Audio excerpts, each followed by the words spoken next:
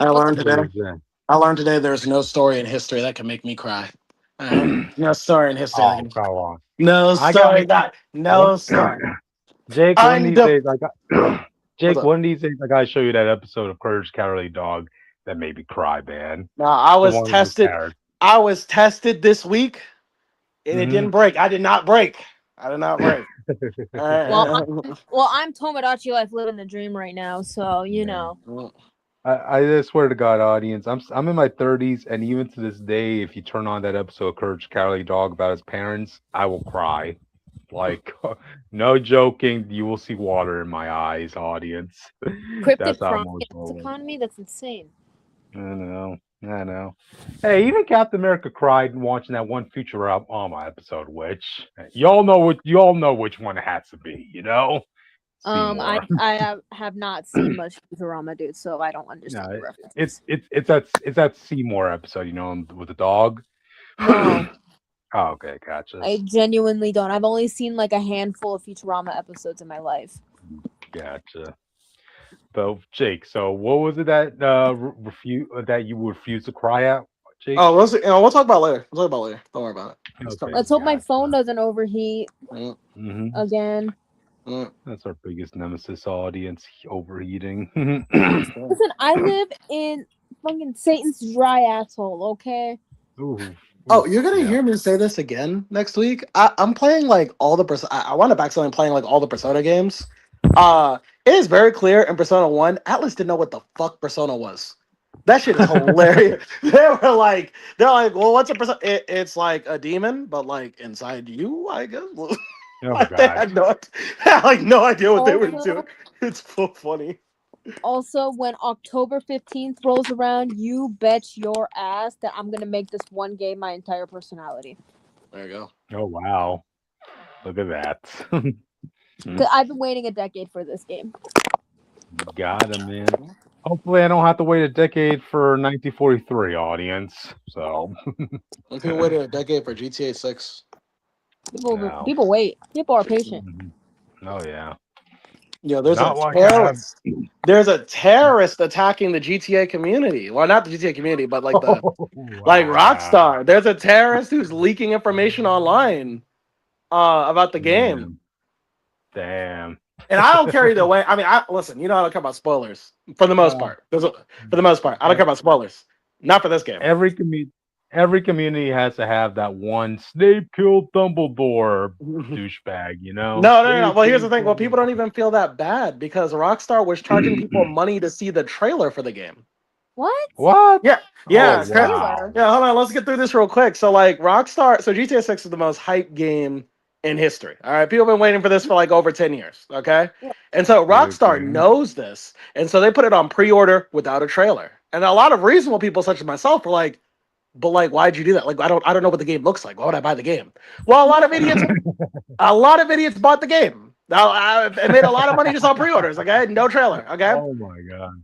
then they Oh my said, "Get god. the hey, you guys are gonna love this." All right. First off, the pre-order for so you can get everything in the game because you can pay $80 to get a lot of the stuff in the game, but some stuff you need to pay $100 to get all of it in the game. That was strike one. All right. Strike two, Whoa. and you guys are gonna love this. Check this out. Right? They said, "Okay, we're gonna release our first trailer." But it's gonna be on Netflix, so you need to buy a Netflix subscription What? to what? Yes, yes, Switch. You need to buy a No, Netflix you subscription want to watch to the game trailer. here, Jake. Okay, a few years ago, right? Snufkin Melody and Moomin Valley came out, right? And you want to know how much that game costed? Huh. $20, It and it could had a be. DLC. It Mhm. had two DLCs that probably cost. One was a cosmetic thing that was like $5, and there was another DLC added onto it that added more story, and it probably wasn't nearly as expensive as that. What the fuck? Right, Also, Castlevania Belmonts Curse is costing like $40, not right. including Oh pre-order, dang. not So, including the guys, DLCs. hold on. I didn't know you guys didn't know the news. So, this is actually just the tip of the iceberg. At the same time, there is a hacker that hacked the GTA file. Somehow, he got access to GTA 6, right? And he started releasing He started releasing like clips and shit.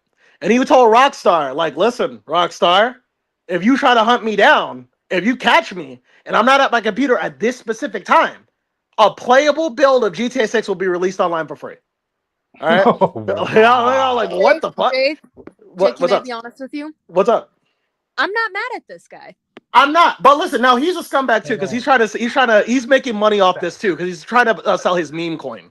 That's his That thing. that Yeah, that sounds yeah, like the yeah. making of the CIA coming in and bringing that person in. Right. Like, Right. dang. So this guy, so people, but the escalation was crazy. Every day, the leaks got worse and worse. At first, it was like, oh, we just thought he had like a clip or something. We thought it was from like the earlier, like 2024 or something. No, he has a build from like, we think last year, if not this year, basically. So he started releasing that. Then he started releasing scenes from the game. And we thought, and so we all thought, okay, well, because there's two characters. We thought he only had a build from like one of the characters, the guy character. He's insinuating now he has the build with both characters. So he might have the full ending. He's also said if people pay him enough money, he'll leak the whole ending of the game. He's making thousands of dollars off of this. All right. Wow. Now he's a scumbag, don't get it twisted. But so is Rockstar at the same time. Like I'm not like Rockstar is also a scumbag in the situation. So I'm just basically watching two greedy people just go at it. And it's just like, Hey, fun times. I grew up in the generation where they stated two wrongs don't make a right, audience. But Two wrongs No, don't make a because right. two wrongs don't make a fucking right. Two wrongs don't make a right, but they're funny as hell. And people wonder why I don't care that much about GTA. Yeah, if you're stupid enough to buy GTA 6 and rewarding a company for this level of behavior, that's on you. You can't complain about game prices. Dude. Yeah, that's on you. If I was waiting for a game for over 10 years and this was the shit they were pulling, I can wait 10 more. I can wait some more. Yeah, I will wait, honestly.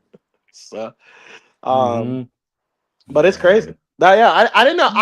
I thought we all knew that news, so I thought we're just gonna breeze through it. I didn't know, like we didn't know. I would have made it a topic. So I don't know too much. I don't know too much about video game lore right now. The last modern day video game I played, audience, was Pragmata. That was it. So Rockstar is also going through Discord server. They're subpoenaing Discord and Reddit so they can find this guy. All right, this is the manhunts. Okay, they might make a documentary about this. A Netflix documentary. There you go. Some use for that fucking Netflix subscription. All these people. Yeah. And if you watch to the end of the documentary, you'll get a trailer for GTA 7. There you go. So and it's just like 2 pixels. Right.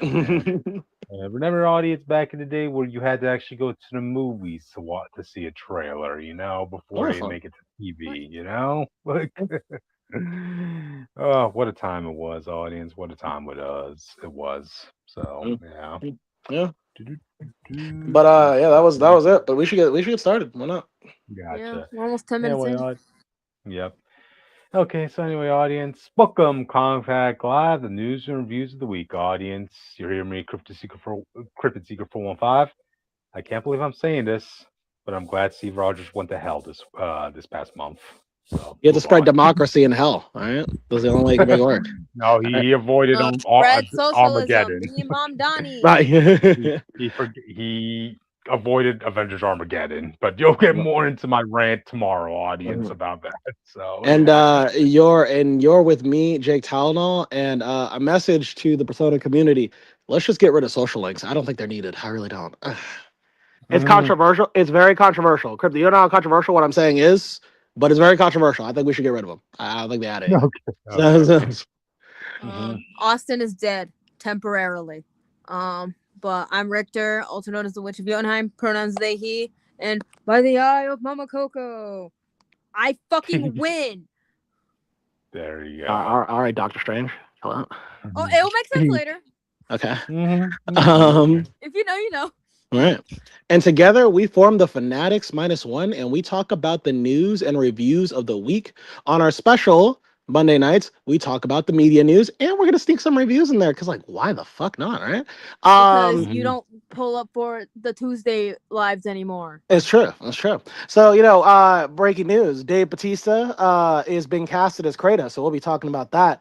Firelord Zuko would have introduced the Red Lotus. That's something we'll be talking about as well. Kevin Smith introduces the Manosphere villain group. Oh, jeez. I guess. That is already a thing in our real lives, dude. Right. Joe Casey returns to Ben 10. And Ben, Jake, what was it? Benjamin Kirby Jake's- Tennyson. Is that his middle name? Still won't read Yeah. that. And Jake still won't want to read that book. When they finish the current arc was on Bozo, I'll catch up.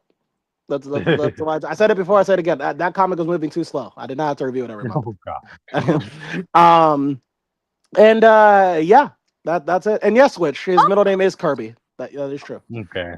Yeah, you missed like all the topics, like half these topics, because there's Well, 500 million topics. Well, yeah, that's all. Yeah, so that's the thing. So the audience wants to know what those are. They could stay tuned. They could stay locked in, and we'll go. Hey over. guys, Also on there's going to be a Discord. Castlevania and a Twisted Wonderland topic. So if you're gay like me, please stay for those two, and then Right. you can leave. Or if you're straight and you just love Castlevania too, we love your attention as well. Any Yeah. Castlevania fan, especially the ones who don't ship a 300-plus-year-old vampire and a teenage girl, then yeah, pull up. All right. So we got some socials. Which always was telling us the socials. Oh yeah. Subscribble because I said so. Or that picture of Liam O'Brien on the right is gonna come after you in your dream. We'll explain that photo later. That was not my choice. Yeah. Anyways, besides the point, you can follow us on Twitter at Comic Phanatics 69. You can also find me on Twitter at Witch of Jotun with an E instead of a U. TikTok and Instagram, witch_of_Jotunheim, Tumblr, Blue Sky, Letterboxd, Northstar Aria. Yeah, if you want to talk to me about Castlevania stuff, hit me up on one of my socials. Or if you just want to see me shitpost, then follow my socials, I guess. Yeah, if you want to find Austin, you can make your own Austin, but everyone makes him wrong, apparently, besides me. That's weird. Isn't that right, Jake? That is weird. Yeah. They're doing the wrong brick. They're picking the wrong brick, dude. It's not that hard. That's the worst part. It's like, here's the thing. They keep using white brick. That's not a white wall. Right. This is not a white brick wall. It's very obvious. Yes. Okay. Cryptid is in hell. If you know, you know. Yeah. And Jake. Where did I drop you last? Was it in France or were you chilling out in Japan? I'm in Japan in an alternate version of a little girl's fantasy world. I think. I suspect. But, how the fuck did I get to France then? I mean, that's an adventure that you have to find for yourself. Yeah. Jake, all I heard is that you're a little I'm trying to fantasy. get to the world of Twisted Wonderland, but I got lost. Well, I didn't mean to be there, Cryptid, but I was trying to stop an evil CEO, and then she put me here. So like I'm, Yeah, no, you were trying to go to the red light district because you were saying, "Oh, I want to go to all the host clubs." Right. And then that shit happened, and I was like, "Okay, we'll have fun." Right. Yeah. So I'll see you guys next week. I'll be free next week, I think. We'll see. We'll see. Hit me up. Okay. But anyway, speaking of that audience, I think we should probably get on to the topics now. So, let's go straight forward. You do it, Jake. Dave Bautista has been casted as a lantern as wow, is English Kratos. The first language? No, actually, apparently not. It was gibberish when I was a baby. Actually, no, gibberish was Pig Green Lantern. Wow. It's Pig Latin. Yeah. Okay. But yeah, he's been cast as Kratos, and this is due to the fact that the original actor suffered an injury on set. So apparently, the injury was so severe that they actually had to recast Kratos. Yeah. Honestly, I've seen worse casting, so I'm willing to give it a chance. I don't think. I mean, Dave Bautista will act. I'm confident Dave Bautista will act. He is committed to roles. I don't know how he's gonna feel about being a shirtless guy after Drax, though, because he had a problem with that. Yeah, which is so ironic. Because I think what will make this better is that he probably won't have to wear a lot of prosthetics. It's just makeup. Yeah. But honestly, who knows? He has he has to wear a lot of makeup to cover up all the tattoos that he has, to be Kratos. So he has to go through the Mystique tutorial, basically. Right. Listen, listen, he won't have to be naked on set, so No. Which is Okay. No, he doesn't. No. These actresses. No, which is right. This is Norse Kratos. He wears armor throughout the game. He'll eventually start wearing armor. He's not gonna, he wears clothes. Yeah. True. Yeah. A lot of the adventures that him and Atreus go on is them finding armor that they could wear for later shit. So yeah, he'll be fine. Kratos wears clothes, guys. Yeah. # Kratos wears clothes. I just like how this goes back full circle because everybody his big break as an actor was playing Drax, and in case you all need history lesson, they specifically redesigned Drax to look like Kratos in the comics, right? Right. So it's kind of ironic that the guy who plays Drax is now moving onward to play Kratos, So Paint him yeah, green. Yeah. exactly. I mean, hey, remember, audience, before Drax was known for wearing a purple cape and playing a sax, So basically looking like Hulk. Also, Yeah. he's the father of Moondragon, if anyone cared. True, Like, yeah.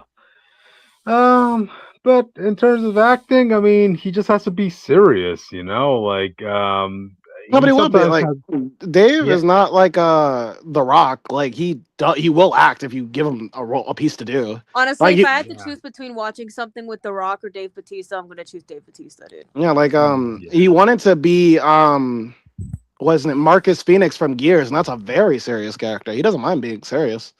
Um, hmm so I I've still said the remember him in the great. new I mm. still remember him as a new in an Uber movie where he was a detective, and he was being serious there too. I think he just had way too much fun, and when it came to the end of Guardians of the Galaxy because of James Gunn, James Yeah, Gunn's like, yeah, have fun with it, Dave. So mm. yeah, hmm Yeah, he'll be but fun. yeah, All we'll that see how matters it to goes. me is the chemistry between Kratos and Atreus, because that is what makes or breaks the Norse saga. I mean, but Okay. Gotcha. And this is the proper time to be casting. I mean, this is the proper age range for Dave to be playing this role because, hey, he's an aging former muscle man. did you see what So Kratos' actor had to say about the show? what? He said that he doesn't like how they didn't get any of the writers of the games on board for like even a consulting part. Wow. He said that doesn't Yikes. make any sense because like they had to spend. I mean, the game is like objectively longer than whatever the show is going to be. Yeah. And like he doesn't understand how like they could work out. Like they know the story inside and out. They've had to sit through edit rooms and they've already like hmm they've basically filmed the movie or filmed the show themselves. And Yeah. that they weren't consulted at all is that just annoyed him. So That's a big That's disservice, fair. audience. yeah, Honestly, I don't blame him. yeah, Wow. I mean, you would think like even in this era where you have a lot of comic books being adapted to movies, the movies at least have a word with the people who wrote those stories. all right. Um, yeah, it's just sad that he did that. But wishing for the best for Dave. Hopefully, this will be another breakout role for him because I know he said he wanted to kind of step away from the strongman trope. Now that he's getting older, less muscle mass, this and that. But again, this is a good spot to find Kratos in, for him to play. So yeah. Anyway, any final thoughts before we move on? No. Uh, I'm thinking about. Oh yeah, never mind. We'll keep the order as it is. Okay, never mind. Good. I, Boy. I was gonna move something up, but then I realized that like Witch's phone might overheat, so I'm just gonna let it say what it Gotcha. is. Go So, ahead. Yeah, bitch, yeah, you can hold off. yeah. I was. As well because Hold if I off. did, as well because I have to do like two back-to-back topics that are probably gonna be 30 minutes each. I was like, I don't want to, like I don't want to talk that long. That's on you. That ain't on me. Right, but yeah, go ahead. Anyways, so last week, I wake up, I go on Twitter as I do sometimes, not all the time, but sometimes, hmm and then hmm I see Disney Plus Japan post this trailer. We have the first teaser trailer of Twisted Wonderland the Animation Book 2, Book of Savannah Claw. Ooh. Uh-oh. I don't like Leona. Really? Listen, What I know happened? a lot of people like Leona. I know a lot of people find him hot. I don't fuck with Leona like that, dude. I just Wow. think he's a piece of shit. And keep in mind, it's not just Double. him. Okay, there That's are other characters in Twisted Wonderland I don't like. He is just one of them. there But was a term back there was a term back in the day called jailbait, and sounds like they are that sort of term. listen, Great to people look at. like him because he's hot, dude. Yeah. And he Great has to like a look deep at, but voice. don't mix around with them. So yeah. Listen, the funny thing is, I love Jack. I love Ruggy. It's just Leona I don't like. How did that happen? Got it. Anyways, so that's the point. So this is gonna be based off of the second the second bit of manga, right? The Book of Savannah Claw, and we're gonna have our first female protagonist, right? Which her name is. Can you go to the next picture? This is Yuka Hirosaka. Okay, she's gonna put Leona in his fucking place. She's gonna do it.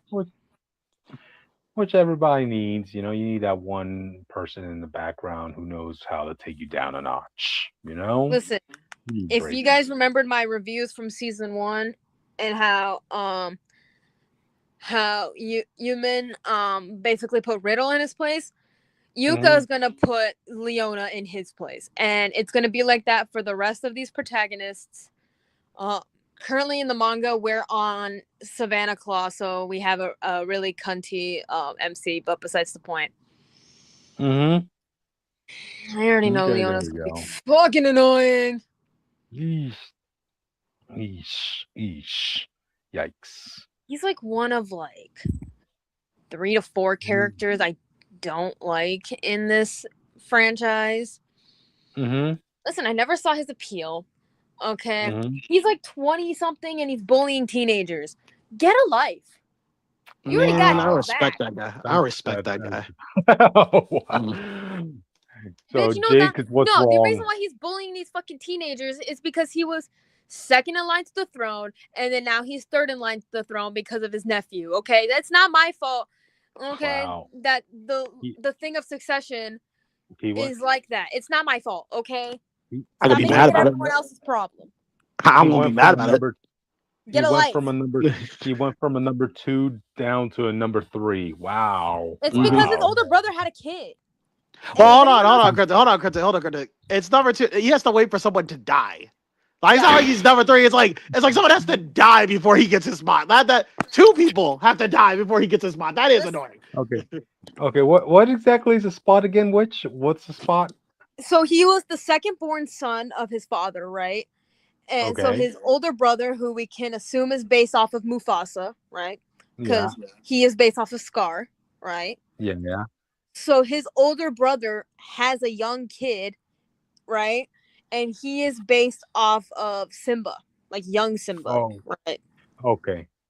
So there's a royalty hierarchy going on here, right? Yes, because he's literal royalty. Oh, wow. Audience, you see, I always never undervalue the fun uncle in the group because, hey, you're still considered royalty, but he's an uncle. Okay. He ain't fun. Okay, uncle. I wouldn't want to hang out with him. Yeah, I always thought being the uncle was the sweet spot in a royal family because, hey, look, think of it this way, audience. One, you're not going to have to be burdened by all the responsibilities of being the That's the next what I'm king. saying. You know what I'm saying? That's it's like, why would I get all the rich shit and the privilege, but I don't have to actually run shit? That's awesome. Yeah. Literally, Leona, King Scholar, you need to get a fucking life. Go to therapy, get a fucking life. I know you can afford it. If Ruggy's over here stealing your fucking credit card to go buy food and shit, you can go to therapy. Yeah, imagine just for being born, you have the ability to you live comfortably. You will never know you will never know hunger, you will never know sickness, you will never know nothing bad in your life. And you're like, but I want to govern though. I want to I want to work the hardest job in the history. And keep in mind, Leona's not even the only royal at this fucking school, dude. Right. He's not even the only one with influence either. We have Kaleem, who is a royal. We have Malleus, who's also a royal. I talked about book 7, dude. There's also many people with powerful families and important families. Vil is first of all a nepo baby, but it's fine. The nepo baby we like. Okay, he is a model and an actor in his own right. Okay. Why the fuck does he allow Rook to go stalk people? I don't know. But there's a reason why he's in Pomfiore and not in Savannah Claw anymore. Exactly. So. Part of the reason why I don't like Rook is because he's French. Ooh. Why are there French people in this universe? Make that make that Jake, make sense. explain to me why are there French people in the world of Twisted Wonderland? Well, they didn't stick with us during the war, and they fled to Twisted Wonderland universe. So there you go. And they fled to the equivalent, the Sunset Savannah, which is basically Africa in this universe. Right. And Wow. in turn, two of the white people, the French white people who moved over here, gave birth to Rook Hunt. And keep in mind, Rook is also rich as shit. Right. Mm-hmm. There's so many rich people Listen. who go here, dude. Listen, the French are cowards unless if you're a French audience watching us. So, you know. Yeah, you're cool if you watch Okay. us. Yeah. But God help you, You're even audience. cooler if you're a Leona hater. Mm. But People give me God shit help. for being a Leona hater. But God help you, audience, if you say you're the thing in your head stands for France, audience, because Lord knows for some reason that's cancelable today. Mm. I don't give a fuck. Fuck the French. Mm, Mm. yep. Leave us alone. Mhm. We didn't do nothing There to we you. go. There we go. Fucking losers. Anyways, Yeah. not all of y'all, but like you know what I mean. Mhm. Any positive note to follow this trailer, Witch? Yuka is really cool. Obviously we're Mhm. gonna get to see a lot of the Heartslobule kiddos again. Also, Trey gets injured, by the way. Oof. Yikes. It's a plot point in not only the manga but also in the game itself that Trey gets Uh-huh. injured because Mhm. of Savannah Claw bullshit. And also the Mhm. Spell Drive tournament. Yeah, that's the reason why Mhm. Leona overblots is because of how that went. Mm. Because he's a little bitch. He's afraid of it. Mm. Why don't you He's just like, hate when I that didn't happens? win against Malleus Draconia, so I'm making it everyone's problem. It's like, get a life. Wow. Get a life, So dude. I don't petty. need one. I'm uncle. Mhm. He's Unk. Leona I'm Kingspeller is uncle. Unk, guys. It's like, hey, the reason why Riddle crashed out the way he did is because he had an abusive mom, dude. And like some of the others, you can maybe justify why, but Leona, shut the fuck up. Shut the fuck up. Just shut up. That's You know what, but Idia, you too. Shut the fuck up, dude. Oh, my Mhm. brother is dead. Gotcha. I made a robot version of my little brother who died. Whoa. Jesus. He did do that, yeah. That's Oh. Ortho, by the way. We love Ortho in this house. Well, Okay. I've seen worse examples of grievance happen, but okay. Well, here's the funny thing. Idia calls out Rolo in the Glorious Masquerade event for the same reason. He's like, oh, the reason why you hate magic is because your brother died because of his own fucking failings?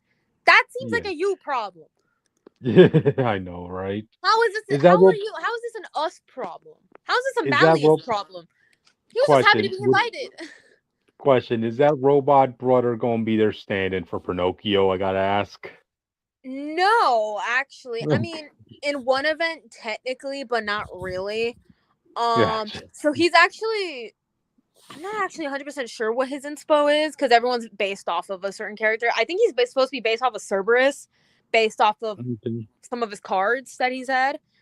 And one of his outfits, it's like a Cerberus themed one.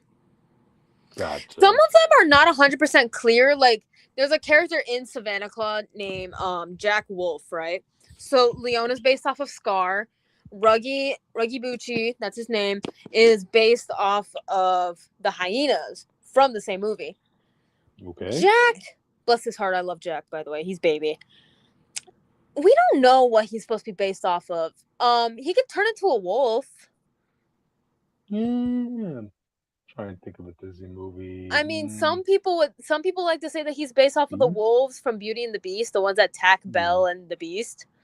But yeah, so that's a hairline thread to connect it, but something trust at me, least. for the longest time. Well, keep in mind, I'm not 100% sure about Sebek at this point. I mean, we kind of figured out for Lilia, he's kind of, sort of, based off of the good fairies from Sleeping Beauty. Not really, but kind of. Yeah. Sebek, I'm not 100% sure. Well, we found out what Silver's was. He's based off of Aurora, even though everyone thought he was based off of the sword that was used to kill Maleficent in the movie. But you know what? We're getting too far into this. Gotcha. Yeah, Yuka, I'm ready for you to put this bastard in his place. Please and thanks, girly. Thank There you go. you. Let's hope we all get what we wish for, audience. Anyway, any final thoughts on this Switch before we move on? Can't wait for December. There you go. December I'm can't wait sure. for you. I know. I'm I'm sure. excited. I'm sure a lot of people say the same Well, we thing. got something in October that I'm excited for, so we'll get to that later. Mm. Gotcha. Well, audience, with that, let's move on to the next topic. Paramount, Okay. I'll never fucking forgive you for multiple reasons. I don't know why to Okay. you. I don't know what this was, to be fair. No, I'm not gonna speak. Okay. Now, when I say this, I'm not speaking about this project in particular. I'm speaking about just like everything Paramount has done with Avatar up till now. I don't think they Mhm. made a mistake up until now. People were Well, like, people were like, Avatar should have let's. been in the movie. Legend of Aang should have been in the movies.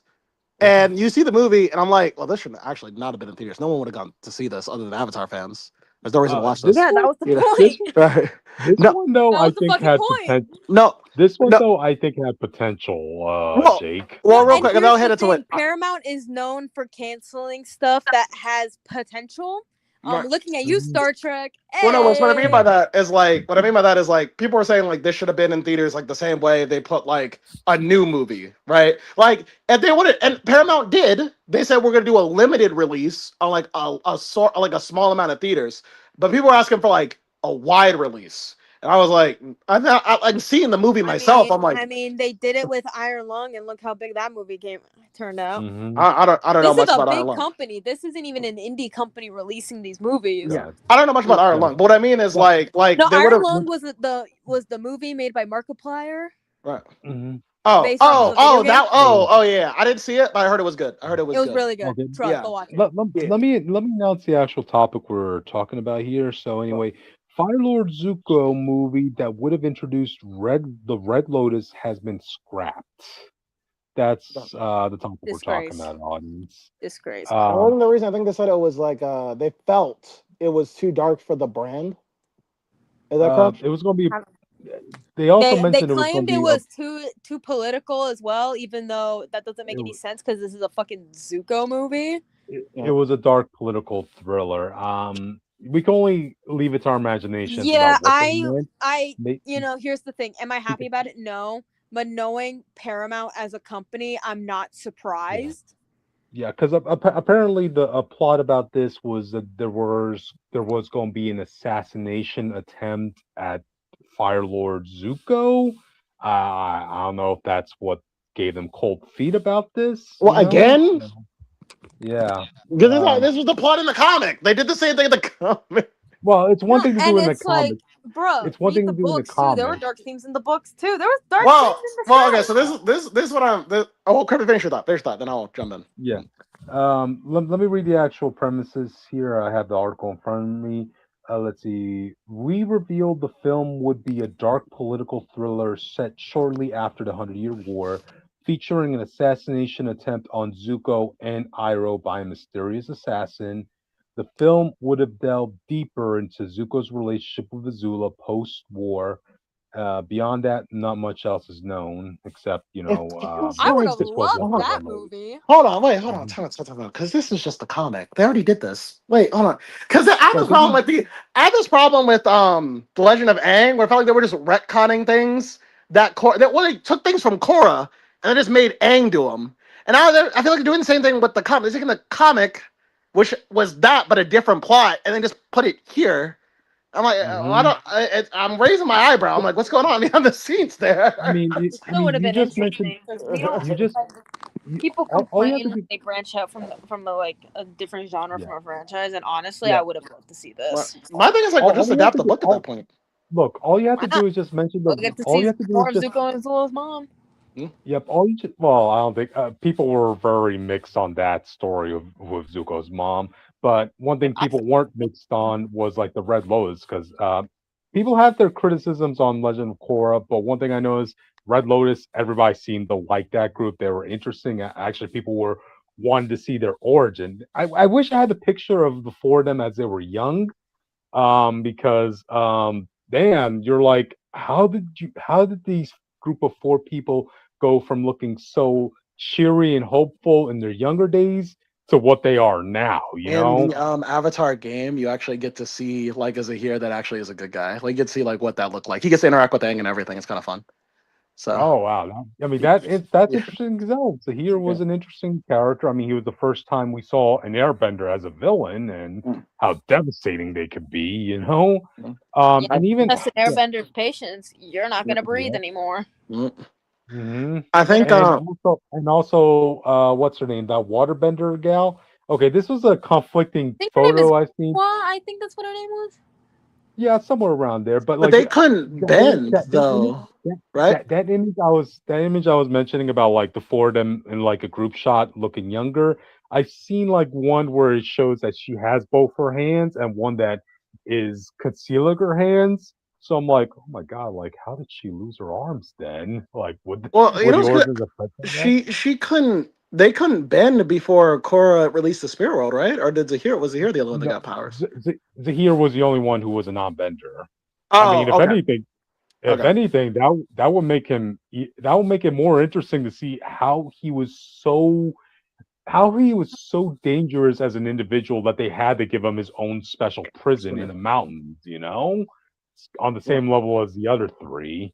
Like, Yeah. I would be interested in seeing I that. think my first issue with this is that there was a story that I mean, I guess I don't know what their stance is on adapting the comics, but the story in the comics was like Zuko was kept getting assassinated at because he was, if I Hmm. remember correctly, he wanted to give the Earth Nation back their land, but there have been Fire Yeah. Nation people who lived there so long that they Oh, felt it was their home, and I, so they kept sending assassins after him, and oh wait, no. yeah, I, that I was remember that was a separate story. I yes, recall. but it's like I'm hearing that, but then also like, and I'm thinking immediately after that, then they had the The, arc where him and Azula did have to get together. yeah. Sorry, The, the, the it's like the following the following story, right? It was about the fact that a lot of Fire Nation citizens were missing Ozai because they're looking at Zuko as too weak of a ruler who's just caving into all the demands of the Earth King and Avatar Aang, that Fire Nation citizens started launching their own separate group, to kind of overthrow Zuko and bringing back by Ozai, the way, you that know? was ironically Ozai's best fatherly moment was in that book. Oh yeah. Because I love what he said to Zuko. He was like, because he tells him this story, and Zuko's like, "Oh, so you want me to be cruel?" He's like, "I don't care what you are. You just need to be firm in what you believe. That's the only thing you need to be in this Oh, role." And I he, was like, "Oh my god, W oh dad?" yeah. Question He, mark. he, he gave him a really good story about being a ruler. Like when Zuko was a kid, he sees a seagull about to eat like a turtle, so naturally Zuko goes and saves the turtle. The turtle goes back to his family, but then you see the bird. He has no meal to go back home to now. Right, So which is right? right. Which side is right? And those I was like, "It's Ozai, whatever you decide, because you're the yeah. goddamn Fire Lord." I was like, "Okay." And then he stands up and tells Zuko, "Now get out of my cell." Like, damn. Yeah. Okay, Yeah, okay. but no, I guess my other thing too is like whenever I hear stuff like this, I kind of would like to just see what more of that was, because you are talking about things like if they were going to Mhm, focus on the complete origins, you are going to have to see a woman get her like arms cut off in like an Avatar film. mhm. Um, and I know when it comes to kid brain, I mean, by the way, like these are the Oh, same limitations they had when they had Korra and Avatar Nickelodeon. Like the reason that we even got bending was because they couldn't do martial arts on Avatar. They couldn't have like people actually like fist fight on Avatar. yeah. And so they had to make up bending. So these are the same limitations they had when Wait. back then. Oh, Um, Jake, I'm reading more of this article, and we're getting more plot details here, okay. right? So, let's see. The story would have focused on. I'm sorry if I'm mispronouncing this. Zai Bao, who would have been the founder of the Red Lotus, and he apparently was revealed to have been a long lost friend of Uncle Iroh during the Hundred-Year War.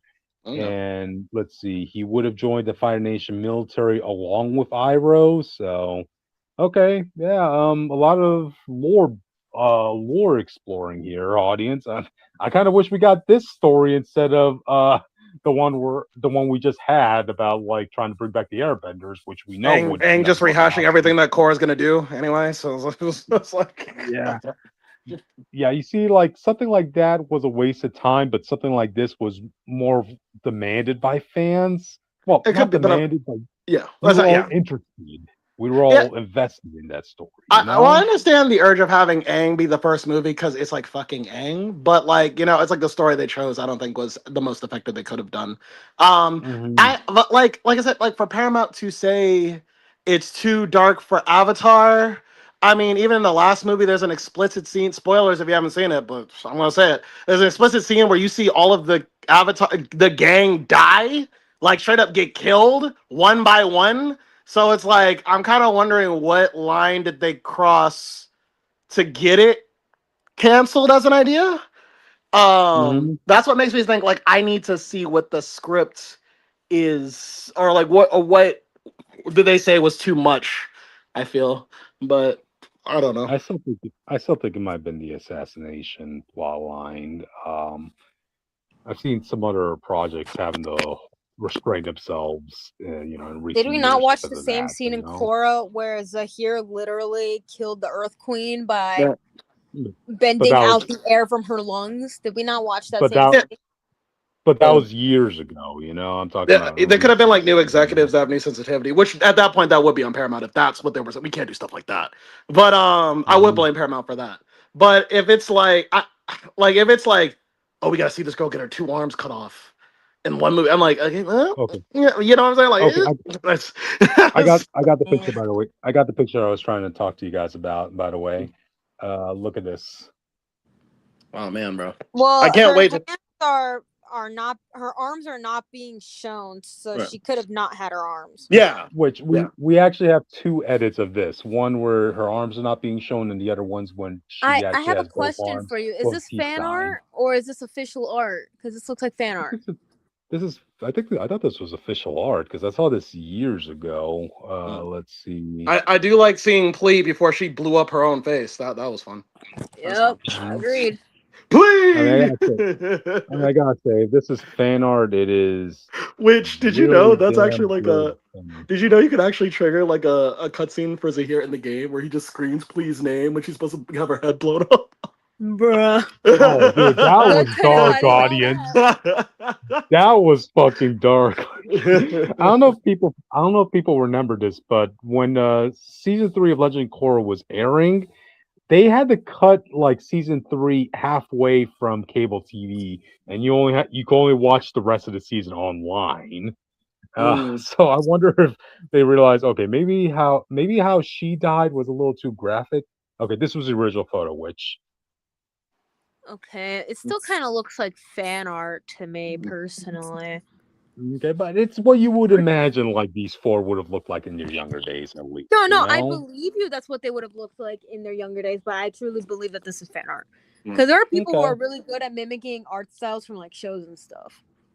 Well, it says the great Guru Lahima once said. No, season 3 of Korra, like every time Zahir would show up, he'd quote this shit from the great Guru Lahima. It would be so annoying, bro. It's like, dude, get a life. Just like Leona. Zahir, bro, get a like life. Zahir was a dude who read like 1 book in college and it just like controlled his whole life, bro. Like it changed him. Yeah. Performative male. Performative male. He would have converted in the whole shit audience. Korra was like, Korra's like, you know what you're doing isn't right. The great Guru Lahima once said, "I'm all right, man. All right, okay, dude, just die already. Yeah, heal over. Yeah. Anyway, this was a good idea that, who knows, like, with how much the studio likes digging deep back into Avatar lore, we might see it again resurface one day, maybe as a comic, if there's enough public outcry. So if you really want a political assassination plotline, bully Paramount. There you go. Also, tell them to bring back Starfleet Academy, because how fucking dare they, dude? They haven't got to their peak yet. Oh, okay. I was like, what's Starfleet Academy? And I remembered. Okay, yeah, we're good. Gotcha. Anyway, guys, do you have any final thoughts on this before we move on? Fuck Paramount. Okay.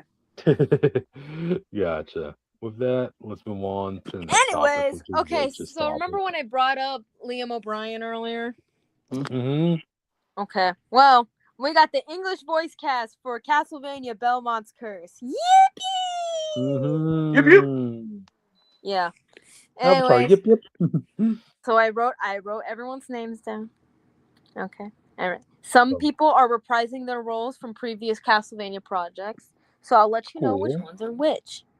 Okay. That's And if good. you don't know where you've heard some of these actors from, fucking Google it. Okay. I'm not here to tell you. We can't do all the work for you, audience. You I'm too know. fucking tired for that, dude. I have to deal with shitty Yeah. customers all day, man. I only put so much work in for you guys. Gotcha.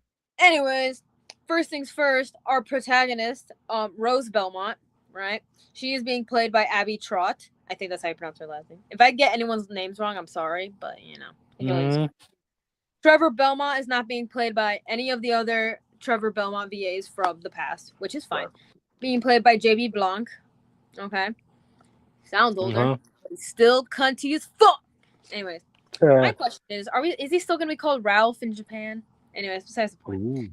So Alejandra Reynoso is reprising her role as Sypha. If you didn't know, she voiced Sypha in the animated series and the first one. Type of Diaz? What? No, I was gonna get that question, but he's not here. I'm not with you. Anyways, speaking of returning people from the anime, Graham McTavish, I believe that's how you pronounce his name, is reprising his role as Dracula. Because that bitch cannot stay dead until 1999, apparently. Ray Chase, as you guys might know as Cyclops, you have to say it like that, is playing the Fallen, which most people assuming is Leon Belmont, but honestly, who knows? We'll see what happens. We'll have to play the game to find out. Yeah. Erica Lindbeck is playing Joan of Arc. Okay. Malik Berger is playing Medusa. Don M. Bennett is playing Carmilla. Aaron LaPlante, I think how you pronounce his last name, is playing Death. And last, but certainly not least, keep in mind, before this cast was even announced, okay, everyone in this fandom wanted only one person to come back and reprise their role, right? We didn't care about anyone else. We only cared about one person to reprise their role. And we fucking got it, bitch. Liam O'Brien is returning as Isaac LaForce.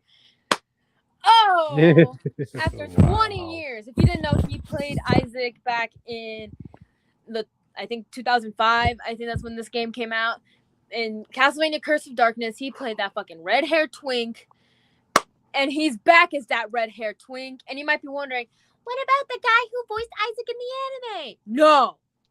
Ooh. Nothing against him. I actually really like him as an actor. Okay, he's a really good actor. But my point stands. Yeah. Joe Isaac and Game Isaac are two different Isaacs. Mm-hmm. Two different people. Mm-hmm. Exactly. When I got this news, I was at work. I wasn't in the bathroom. I was up front, by the way. I had to not scream over this news. I can just imagine you with a mop doing the dance as soon as you heard the switch, you know? Like I was ecstatic because any gay Castlevania fan who has indulged in these games at all, everyone who qualifies underneath those things loves Isaac. We all love Isaac. Okay? Yeah. He's a flamboyant villain who hates Hector for after their breakup and is really salty about them killing Dracula. Okay? So much that he died for Dracula. If that isn't gay, I don't know what is. There you go. I am ecstatic about this casting, you know.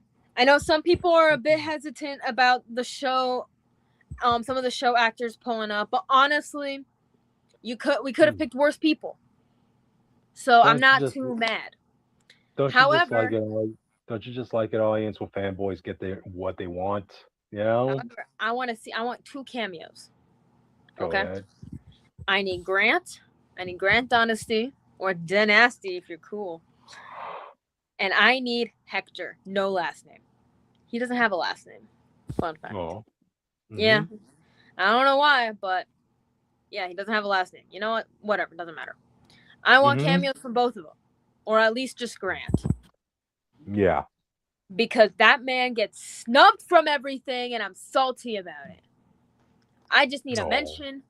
I need a flashback. I need something. Just something with Grant. Give the fans what they want, studio. And you know what would be even cooler? What? Give me Isaac's sister Julia, dude. Where's she at? What she's doing? Mm-hmm. I bet Isaac will be pissed if he saw Hector and Julia together. Oh, he would be pissed. He's like, how fucking dare you? That's my sister. You don't get to date my sister. How fucking dare you? Sounds like a Jerry Springer moment, audience. No, he just doesn't like Hector. Mm-hmm. Wow. It's Hector not good enough? Like, it's a whole thing. But gotcha. I need my Grant cameo, and I'll be satisfied. You might be wondering, wait, but you love Alucard, man. Yeah, like everyone else. But besides the point, you love Alucard. What about him? First of all, that bitch better be asleep in his coffin during the course of this game, unless it's a flashback. I do not want to see him as an NPC in this game. I do not want to see it. Because that will prove to me that this game is not canon to the timeline. And I want this game to be canon to the timeline. Yeah. So, I don't want to see Alucard more than a flashback cameo, that pre-order costume, and maybe like a mention here and there. Got it? Exactly. Got it. Cool. And this is coming from Alucard's husband over here. I'm standing 10 toes down on this. Oh my god, what fell? Come on, studio, give Witch what he wants. Give me what I want, Konami. You failed me many times before. Do not fail me. I will be pre-ordering this game. And then Witch will be a review afterwards. So yeah, if I ever finish it, because I suck at these kinds of games. Cool. But I am making this game my entire personality for the next few months after I get this game. Not a prob. Well, since I already have this photo anyway to go along with the topic, might as well. Yeah, I don't know why that was the picture you chose. I was like, what the fuck is that? Is Witch ever going to say anything? I was like, what is that? No, the funny thing is, so before we started this, Cryptid was like, hey, I have these two pictures. Let me know what you think. And I'm like, okay. This was the first picture that Cryptid put up. And I'm like, what the fuck is this? No. Okay, hey, so I have to do like 95% of the setup here. If I guess it's too much trouble for other guys to be doing the 1% and like. I did the 1% when we were talking. What are you talking about? I did the 1% when we were talking. I did it right there. I do the work. You could have chose any other fucking picture, but you chose the creepiest picture of Liam O'Brien. I chose the pictures that would have gone side by side with Jake's topic. So it does. I didn't even have to looking at it. No one's denying that, but that's not the picture I wanted to represent this topic. Next time, give me a picture that you want for your topic. From the tweet I sent, you could have gotten a video.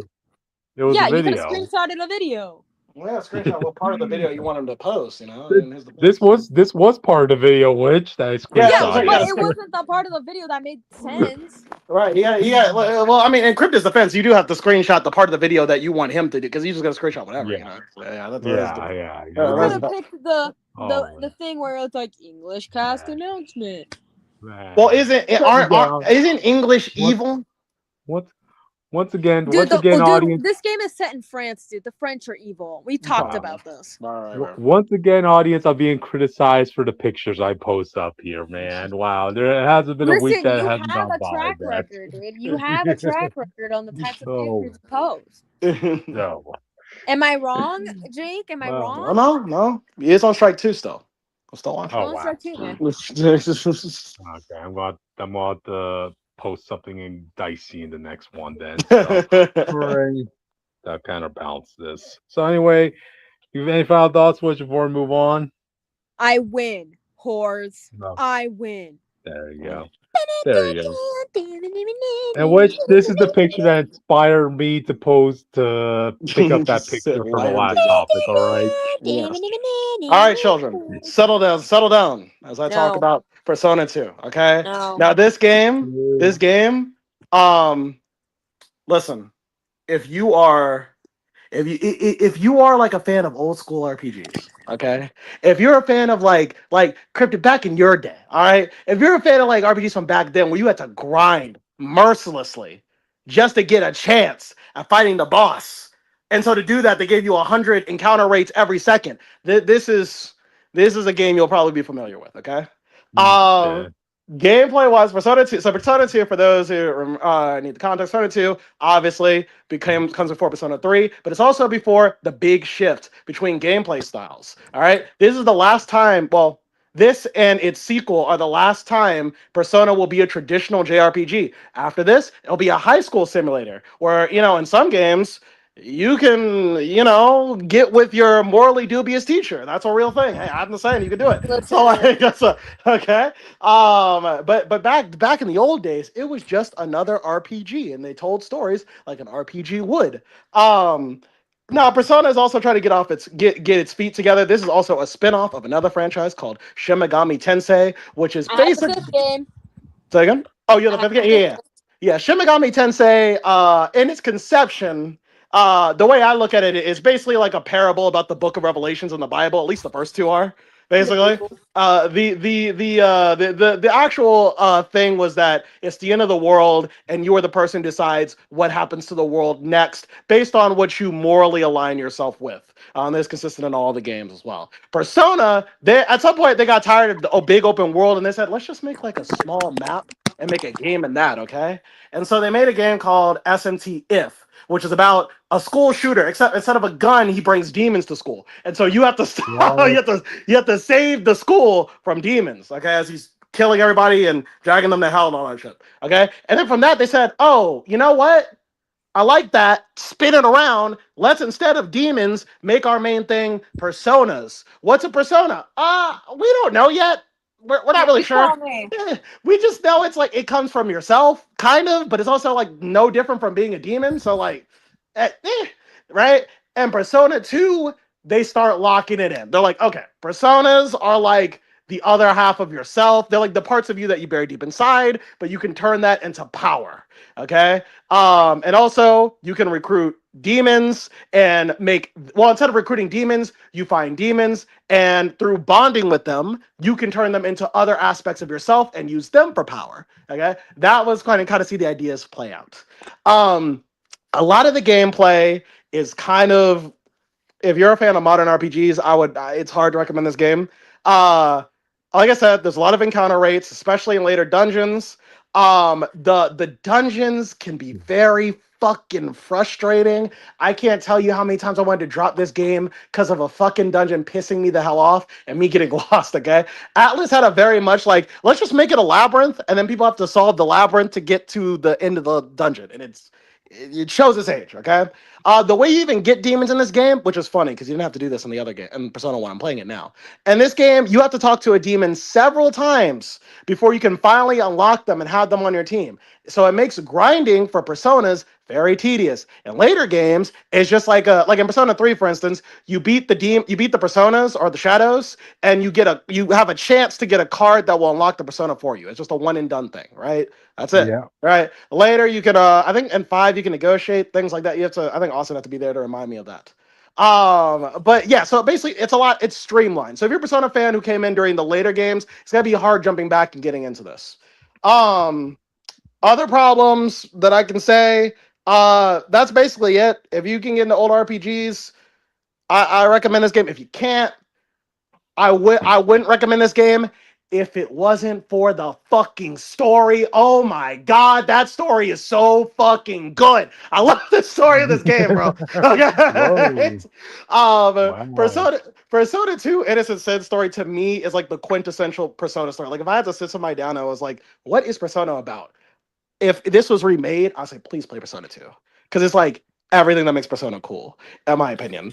For those who don't know, who don't remember, because I reviewed the intro of this last week, Persona 2 follows a cast of high schoolers on the cusp of adulthood. Some are already adults, like one or two of them are already adults. Yeah. And they reunite under some rivalry beef. And they also start playing this thing called the Joker game. So the Joker game, if you play it correctly, you can summon this demon called Joker, who's on screen right now. And as long as you Yeah. state what your desire is within 4 seconds, he will grant it for you. But you also have to join a cult after you do that. So like, yeah. So, Jesus but Christ, kid, can't you just join the chess club or something like uh, that? Like, well, but yeah. why do that when I could just wish to be the best at chess? Oh, Hmm. well, yeah, yeah. Yeah, it takes all So fun out of it, you know? So yeah, so Joker sees your party and he beats the fuck out of you. And he's like, because he says that years ago you did something that cost me everything. You cost me my dreams, and I want you to suffer. But when he realizes that we don't remember what we did, he realizes he can't kill us yet. There would be no point in killing us until we remember everything. So until we remember, he's gonna start sending assassins after us and all this other bullshit. And also, he's got a whole dark prophecy he has to get going. So he's gonna go off and do that. That's basically the story there. So our objective is to figure out who Joker is, what we fucking did, and also at the same time, know we're in a town where rumors become reality. So if people believe things hard enough, if enough people do, it's real. Okay. For instance, I'm gonna tell you how far this goes. If you believe someone is dead and a lot of people believe it, you will die. Okay, that person God will die. damn. That's how harsh it gets. That What I sounds love like about an extreme case of democracy right there in the right. works, audience. Yes.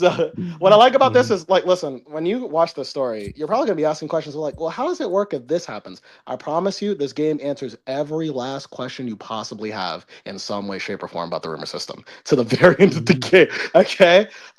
So as you guys know, I'm not really the spoiler guy because I don't really care about spoilers. I mean, if you tell me the story, I'll probably watch it anyway. That said, there are rare cases where I will just not spoil something. I think spoilers are important, and this is one of them. And I'm going to tell you why. It's because part of the enjoyment of the story is trying to figure out what these kids fucking did. Okay, you're trying to figure like, what did you guys do 10 years ago? It takes like I think to the end of the second act of the game to really uncover it. And the build up of what they did is a part of the story, especially when other characters start talking about it as well. You're like, what the fuck? What could we have possibly done that deserves all this? Basically.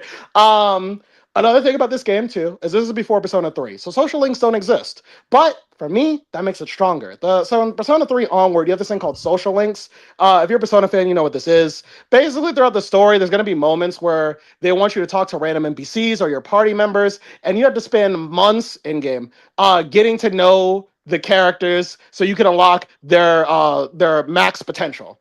It's optional, but it's also kind of not, and it also kind of hampers the story. This story's pacing is a lot better than later games because there is no social links to deal with. So you go from thing to thing to thing. How do you bond with your cast members? Well, one of the things I love about this game is, unlike a lot of RPGs, when you go into a new environment, your entire cast is with you, and they have things to say about the environment you're in. So, for instance, when I'm with the rest of the cast, we might go into a store, and you might see like a funny little bit where like two characters are arguing about something, and then like we kind of figure out like what the silly little argument is, things like that. Or they might figure out that like we might figure out like the lore behind the town, things like that. Um, We got a comment in the comment section from our buddy Austin. Hey, Jake talking about Persona first. Sad. You I'm can't not. start a rumor into dead. I'm a brick wall and Cryptid not reading the comments. Yeah, get in here, But Austin. give me Get in a here, break. Austin. I Get in. can't. I can't stay. I can't hear simply tell Crip that he's not reading the comments, but he read it the moment I walked in. Give me a break. I can't I watch don't have time. the I screen the can't whole stay. time. I was like, I'm Okay. trying to talk shit and no one is reading it. Okay. Better late than never, Austin. Better late than never. So I Yeah, read your I comments. You can't stay. happy? Yeah, I can't stay, but I'm listening. Okay. Okay, got it. I Thank will. you for hopping up.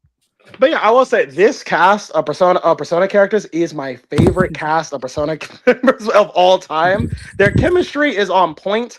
I also like they're a little less tropey. Like later, all the Persona cast members are gonna fall into tropes. Now, don't get me wrong. People don't get mad. I understand the later games they're gonna evolve outside of their tropes. Like but like a lot of the jokes with the cast is the anime trope that they are. This cast, a lot of them feels a lot of like a lot of the humor comes from like themselves. Like it feels more organic. Like when I'm with them, I'm not gonna lie to you. Like I feel like I'm a kid again when I'm with these people. Basically, Okay. I love being with this cast. We have Yukino, who's from Persona 1. She is a main cast member in this game. We have Maya. Oh, by the way, I'm reading from left to right. We have Tatsuya, Yeah. that's your character. We have Lisa Silverman, Akichi, and later Juno. I'm not gonna get into Juno until I get to the spoiler section for him. This cast is like such good, even though you are a silent protagonist, you feel like part of this cast. The way they interact, the way like characters bounce off each other, even bounce off of you. I felt like I was friends with these people. It made it like very believable whenever like they were sticking for each other. There were like moments in the game where we like sit down and like talk about like sit down in like the middle of a dungeon because we're taking a break and we talk about some like deep philosophical shit. I'm like, yeah, I feel like I'm like with my friends, like my childhood friends right now. We're just having real conversations. Um, I think also one of the things I like about the exploratory aspect of this too is that because you get so many fun bits by just exploring, I actually like talking to NPCs. Like I normally don't do that in RPGs because it's kind of pointless, but I like doing it. And also you get interesting story bits as well. For instance, early in the game, if you try to go to this place, there are two places that you can't go early. There's Mount Idawa and there's a Layla Shrine. If you go to a Layla Shrine, for some reason the cast members, they don't remember it, but they just know they have a feeling of like, I don't want to be here. It makes me feel uncomfortable. And if you try to go to Mount Idawa early, they'll say, no, I don't want to be here. Please take me away from here. And you're like, what the fuck? What are you freaking out about? It's that. As the game goes on, if you keep trying to do this, you will slowly see them ease up on the idea of going, but they're still scared about going. And I really like that like way of using the open world as a way to tell the story. You can also see fun bits like Lisa interacting with her father as well, or meeting even Akichi. Yeah, Austin says, I can't wait for you to see the Persona 1 cast. We'll get there next week. Okay, Yeah. okay. I have There- very little investment in Persona, but yeah. if you say I have a reaction, okay. There's very fun bits where you can meet the cast members like Lisa's father. You get to meet him early. You get to find out that he's a Japanese weeb. He's an American that moved to Japan and wants his daughter to be like a Japanese woman. All right, and Wow. Lisa, yeah, it's like he's like, I want you to be like a polite like a stereotypical Japanese anime girl, and she's like, I don't want to be Oh wow. that. Yeah, yeah. So you kind of feel bad for her. Okay.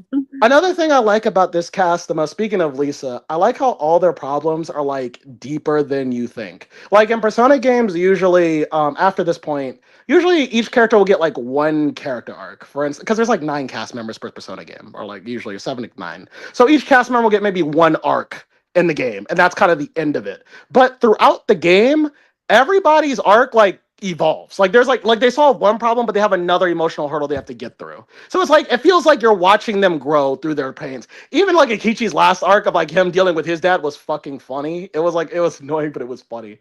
Also the humor in this game. There's like moments in this game where I'm actually like genuinely having fun. I'm not gonna spoil it. There's a scene with Maya on a boat. If you played this game, you know the scene, but it is fucking funny. Like her trying to chart the boat is fucking hilarious. So yeah, that said, the actual reveal of like what the sin is, what did these kids do that was so fucking bad? Like what caused it? Again, I'm not gonna say it in this section. I will like there will be a spoiler section a little bit later where I will say it, but the actual sin that they did when you actually get to it, it's really heartbreaking. Like I really did kind What of is it? yeah, well, I'll get to it in a little bit later. I want to have a no spoiler point and then I'll get to the spoiler stuff. Yeah. Because like I really think the build up to it, even like the descent down, because you have to climb Mount Idaho to get to the moment. And even the emotional build, even though I hate Mount Idaho as a dungeon, Mount Idaho was frustrating the fuck out of me.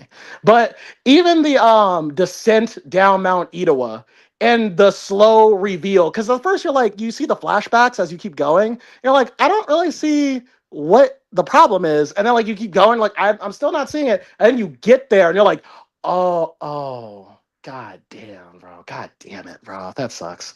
It's like tragic. And even the way they handle that whole bit, like story wise, to the ending of that whole arc and how they have to overcome that trauma that they went through.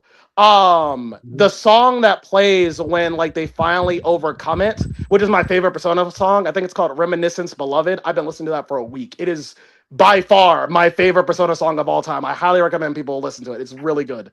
If they remake this game, that song better be in the trailer. It's really fucking good. Okay.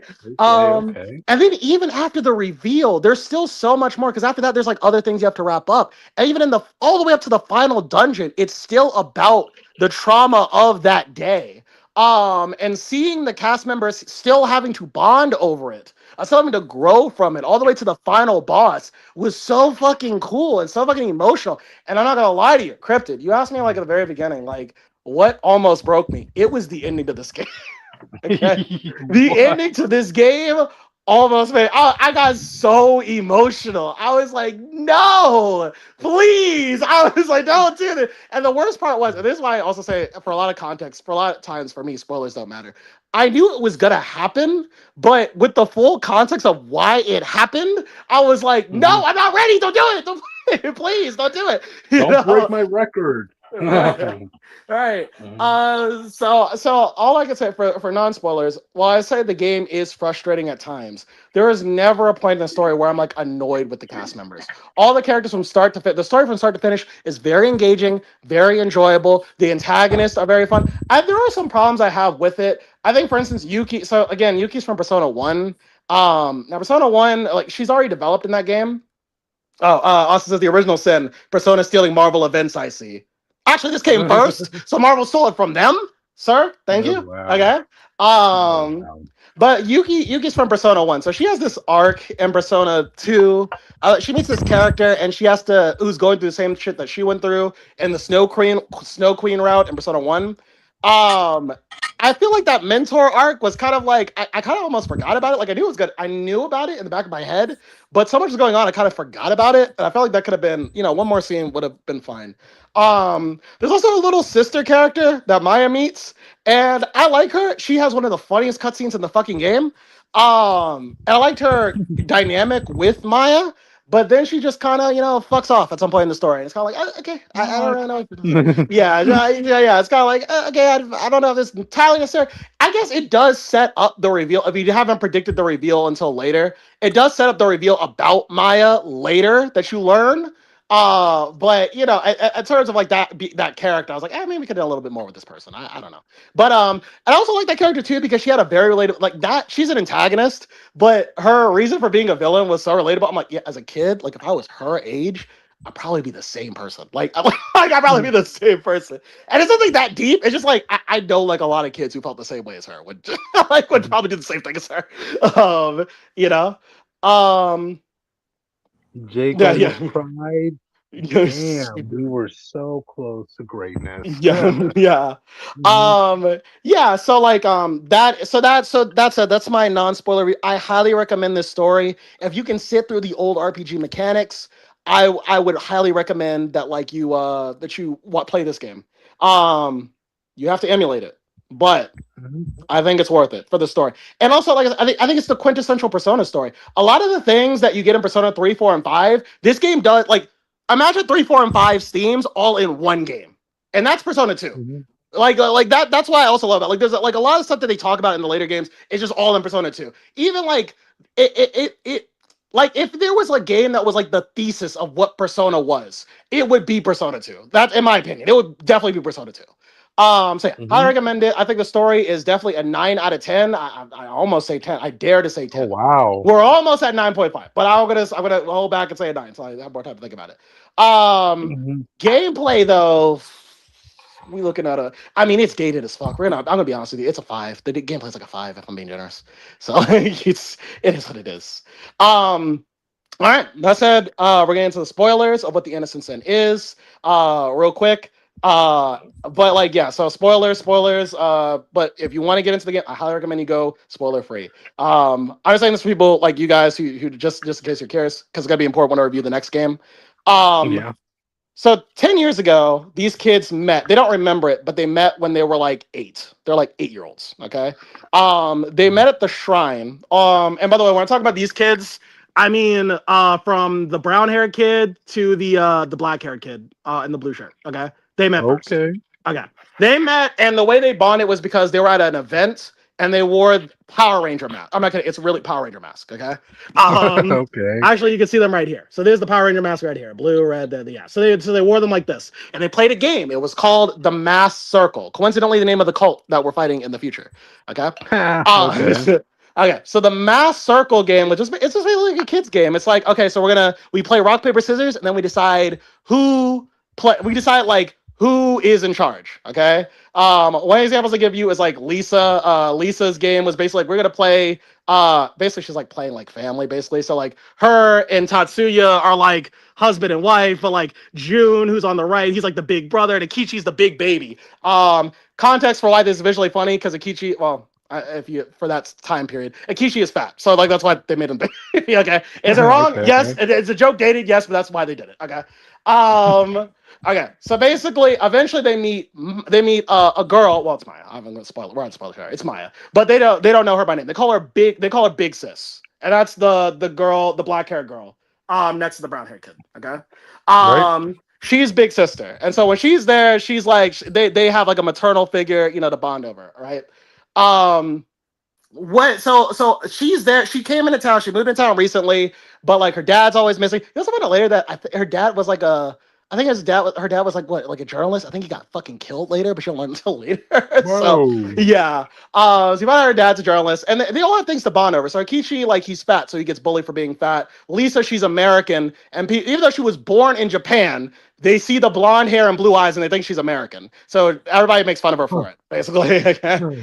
I am 90% sure. I cannot confirm it. I am 90% sure June is gay. Okay.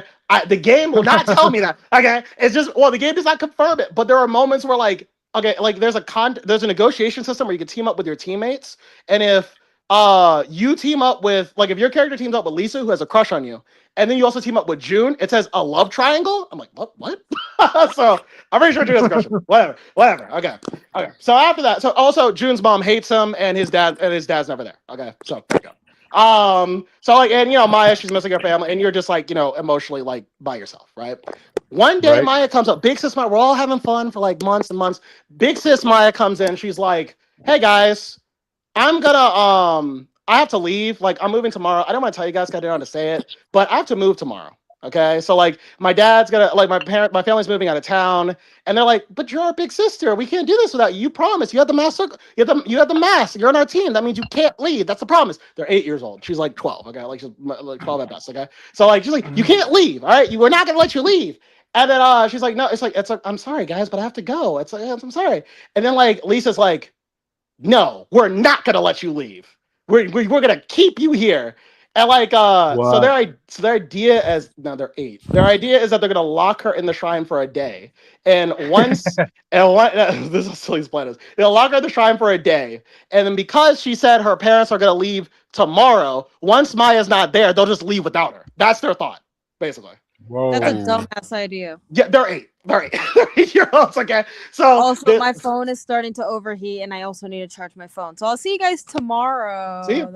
See you tomorrow. No problem. Yeah, We'll all I'm see you gonna say tomorrow. is for future topics, we do need more black heroes and villains. The Manosphere is unfortunately real and is super toxic. And also, Jean's getting a book. Yippee! Okay, Wow. bye guys. Right.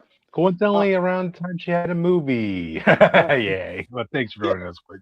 So they lock Lisa in the shrine. Your character doesn't. Your character's like, this is fucked up. You and June, you're like, this is fucked up. We're not doing that.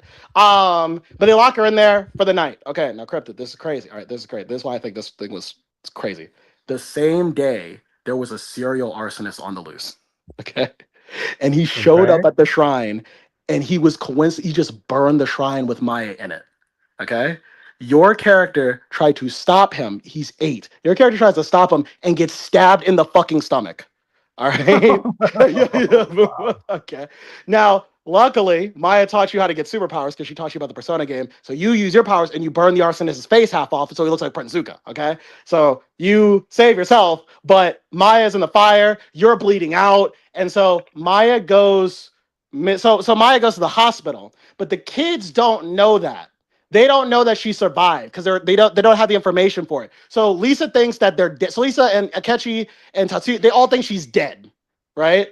So there's like, so they decide they're gonna lock their mask in the mountain. They're gonna walk away, and they're gonna go their separate ways, and they're just never gonna talk again because they don't want to remember this at all. They did this for No. so long, they forgot it even happened. They just have the feeling that it happened. They just forgot it happened, right? Meanwhile, Okay, mental blocks. Okay. what, mental blocks. So meanwhile, you have June. Now, June is actually revealed to be Joker. Okay. What happened to June was that he tried to forget. but he couldn't do it.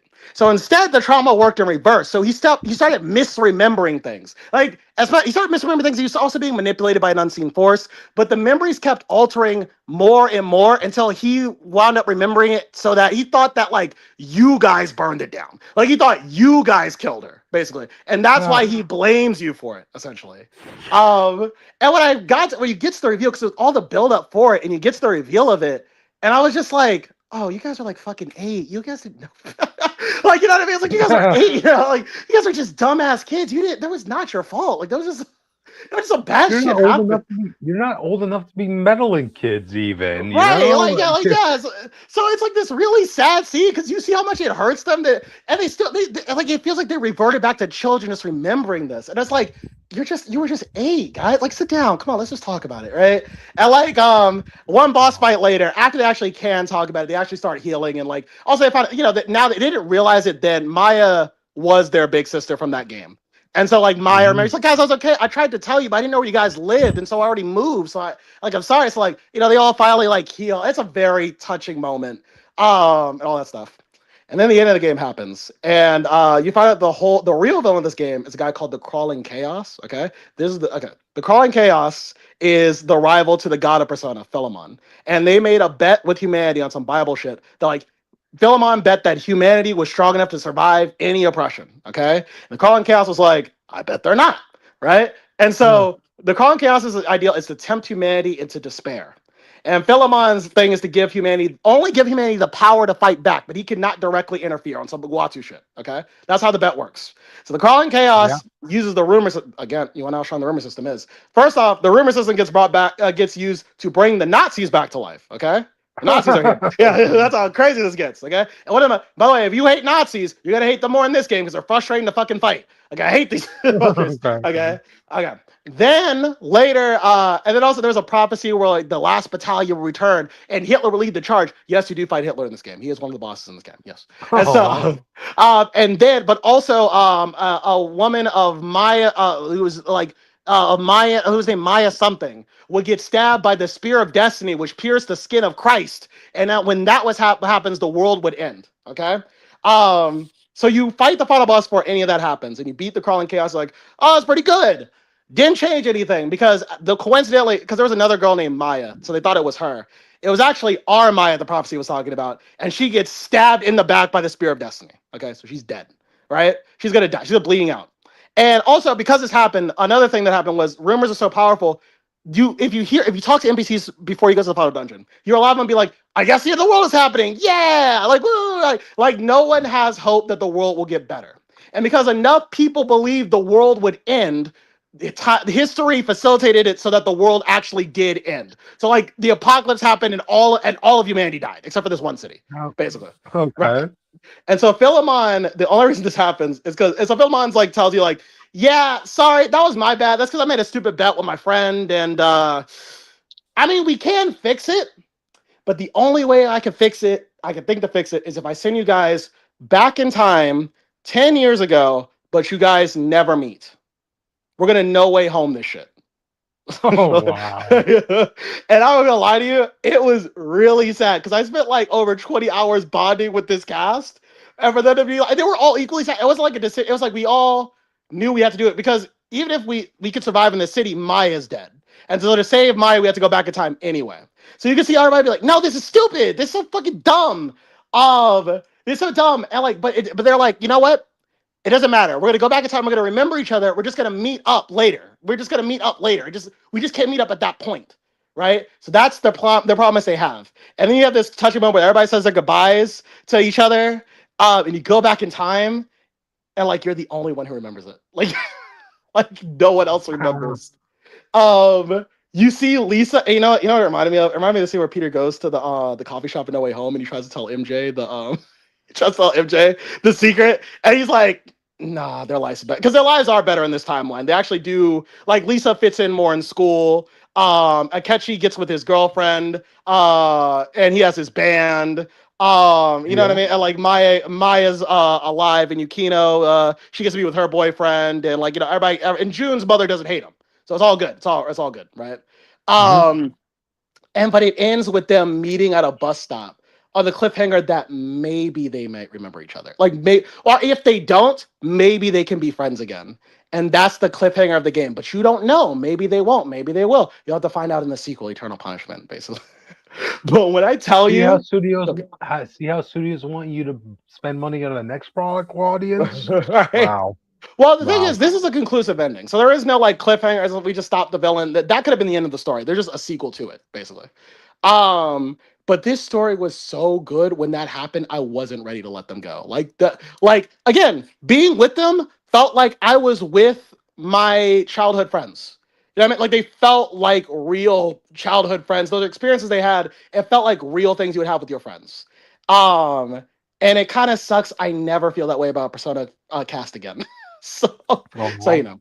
Like I said, that was a spoiler section. Like I said, hopefully, if you were planning on playing this game, if you were planning on playing this, you didn't actually listen to this part. I think the build up is better than me just telling you what it is. But yeah, that's Persona 2. It's one of my favorite JRPG stories of all time. I think it's my top 3 so far. I have to rethink about it, but I think it's on my top 3. But It yeah, was so topical audience. He chose to do this instead of My Adventure Superman. Cryptid, you would So have hated My Adventure Superman. It's like they brought John back, but boy, ain't the same. He ain't been the same since. okay, well we'll talk about it next week, man. We'll talk about it next week. Okay. Gotcha. He ain't your boy anymore, bro. That's all I'm Oh boy. Oh saying. boy. Just saying, if you're the last of your species, audience, you better be procreating like there's no tomorrow. Anyway, take that sip of water, Jake, because we're moving on to the next topic, and it's gonna be another review by you, man. Yeah. Oh wait, you didn't watch it? I didn't. Sorry, like I had no interest in this show, man. That's why I asked you if you wanted to talk about it. I thought you were saying because you watched it. I thought, oh, okay. I want to You just wait. assumed, Jake. So, Well, Cryptid, you're missing out because this show's actually really fucking good.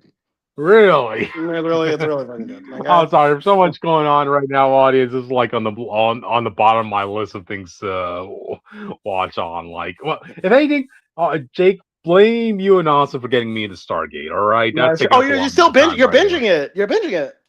I'm watching whenever I get a chance, you know. But That's fair. Okay, I'm still in season 1. But no, I am invested in it. So okay, that's cool. yeah. That's cool. Good shit. Good shit. Okay.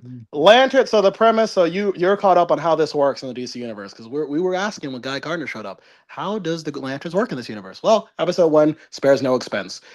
Hal Jordan was the first Lantern on Earth. That's still canon. Okay, that still happened. Okay. But he was also public. Okay, everyone knows Hal Jordan is Green Lantern. There's no secret identity. He's just Hal Jordan. Okay, there you go.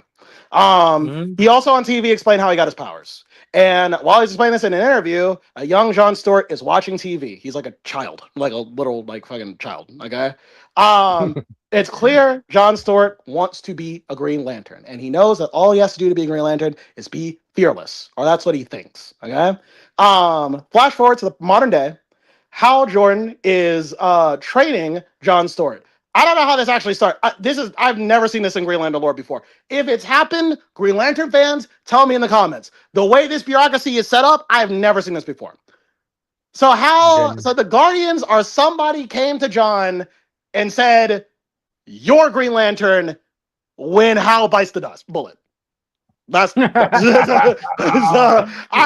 seen that before. Okay, you are the runner-up. So while you're waiting, Hal Jordan's gonna train you. That's what he has.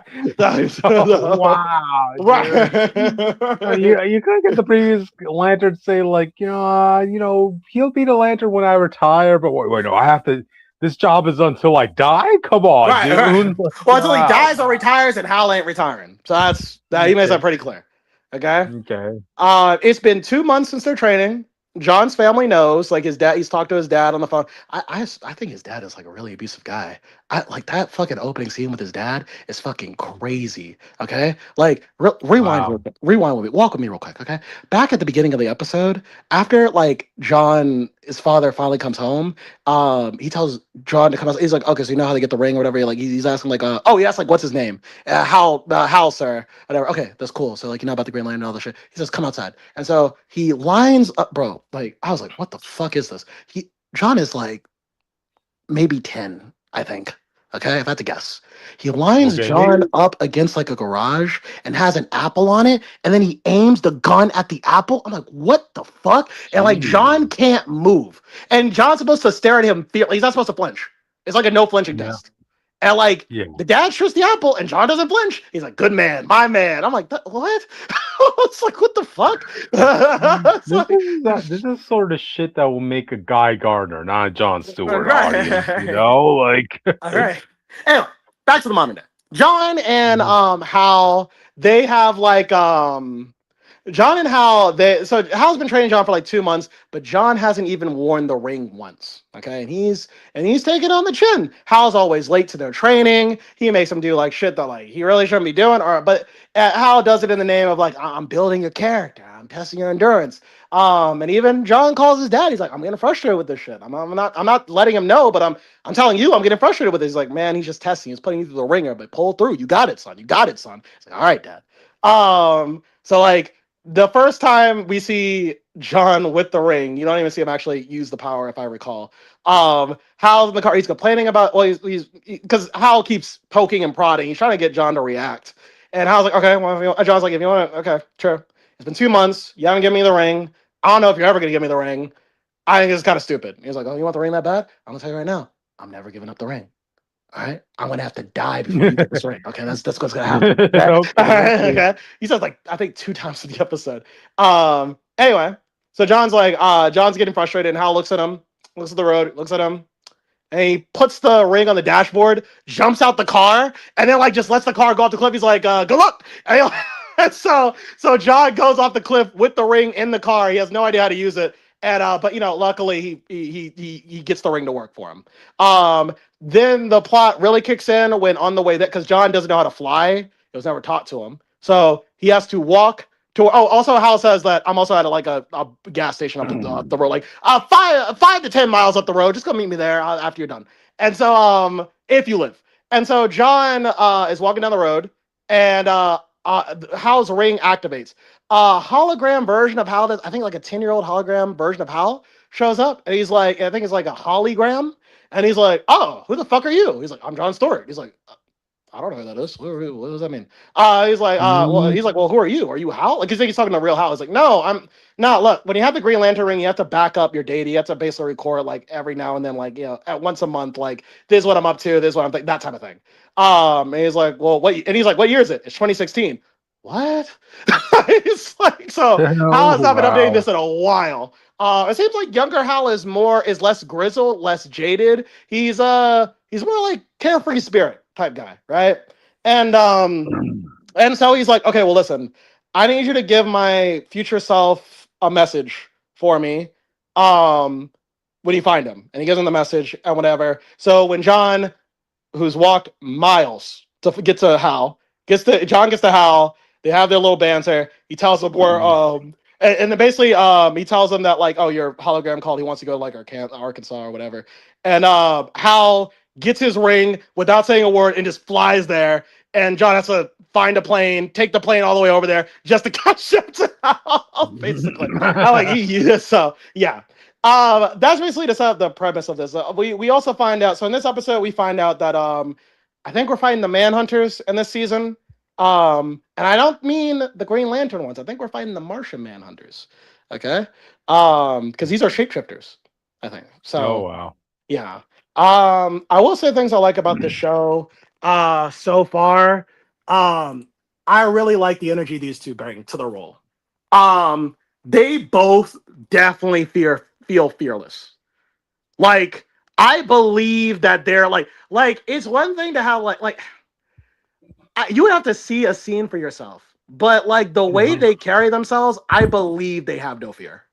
Okay. Like it's not the same. Like Superman's like brave, but there's something about what these two actors bring to the role where I believe like, oh, this is why the ring chose you guys specifically. Because when you watch you're reading the comics, you're like, well, why doesn't the Green Lantern ring go to like a superhero, like just any superhero that's already like established? Because yeah, like, but when you see the way they carry themselves, the way they talk, the way they just interact, the way they interact in social situations, they definitely do not give a fuck. So I understand why the ring would choose them without even having to ask about it. Yeah. If only DC had the trademark of the man without fear audience. Right. Wow. I like John's character a lot.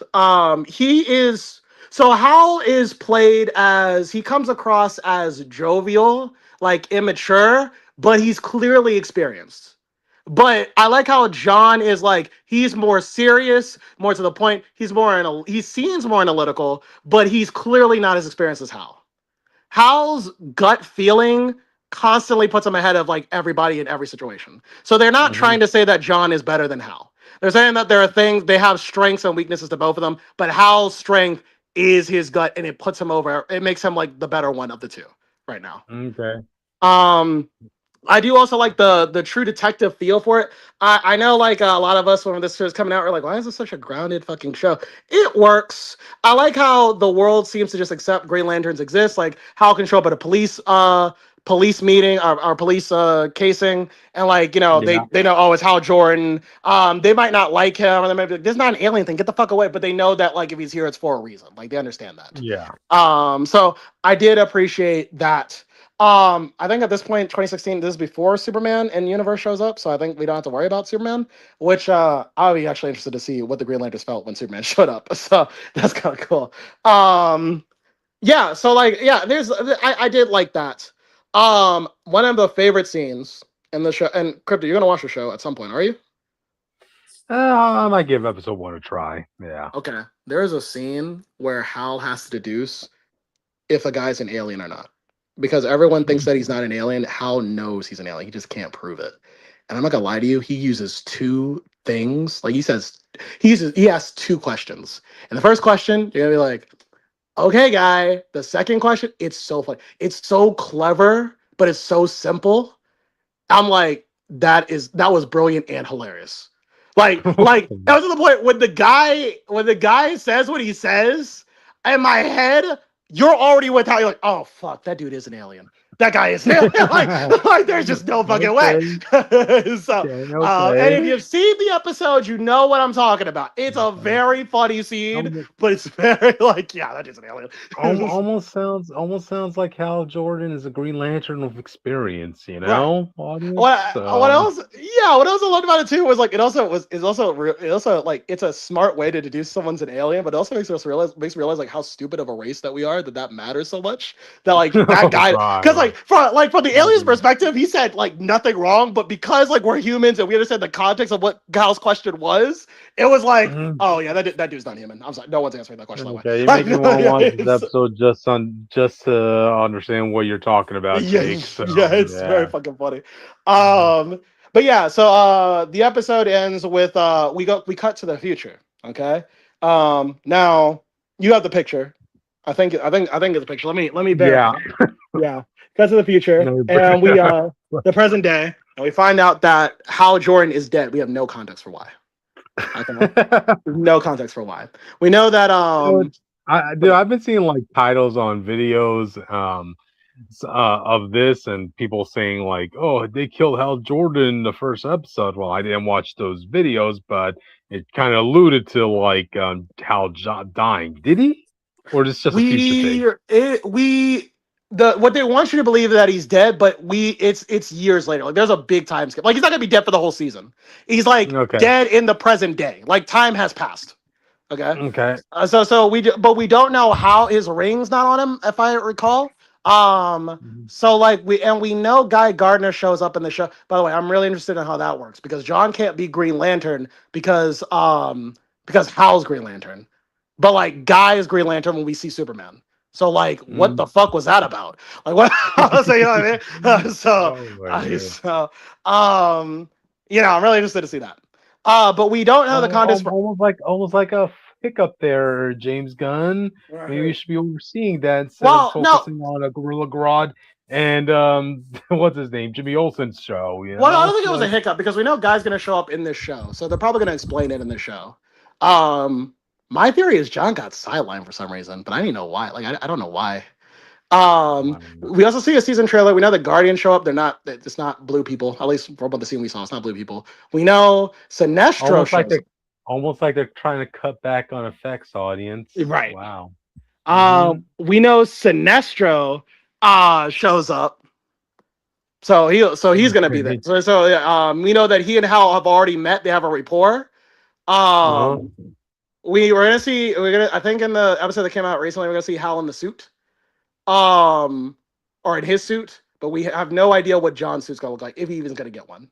So that said, really well written show. I was engaged. It stretches a little bit long in the first episode, but it's not. It's never boring. There are parts where I'm like, I wish this was cut a little bit, but like it's never boring. Um, Okay. I recommend giving it a chance, and I am interested in what the fuck happened to Hal. So good cliffhanger. Okay. Yeah.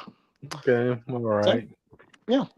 You know, if I was Hal, I'll be kind of pissed if you gave me that standard that only there can only be a new lantern if the previous lantern dies. But then later on, you find out there's like what 9 different Earth lanterns out there. Right. So you're like, damn, Right. I don't see any of them dying.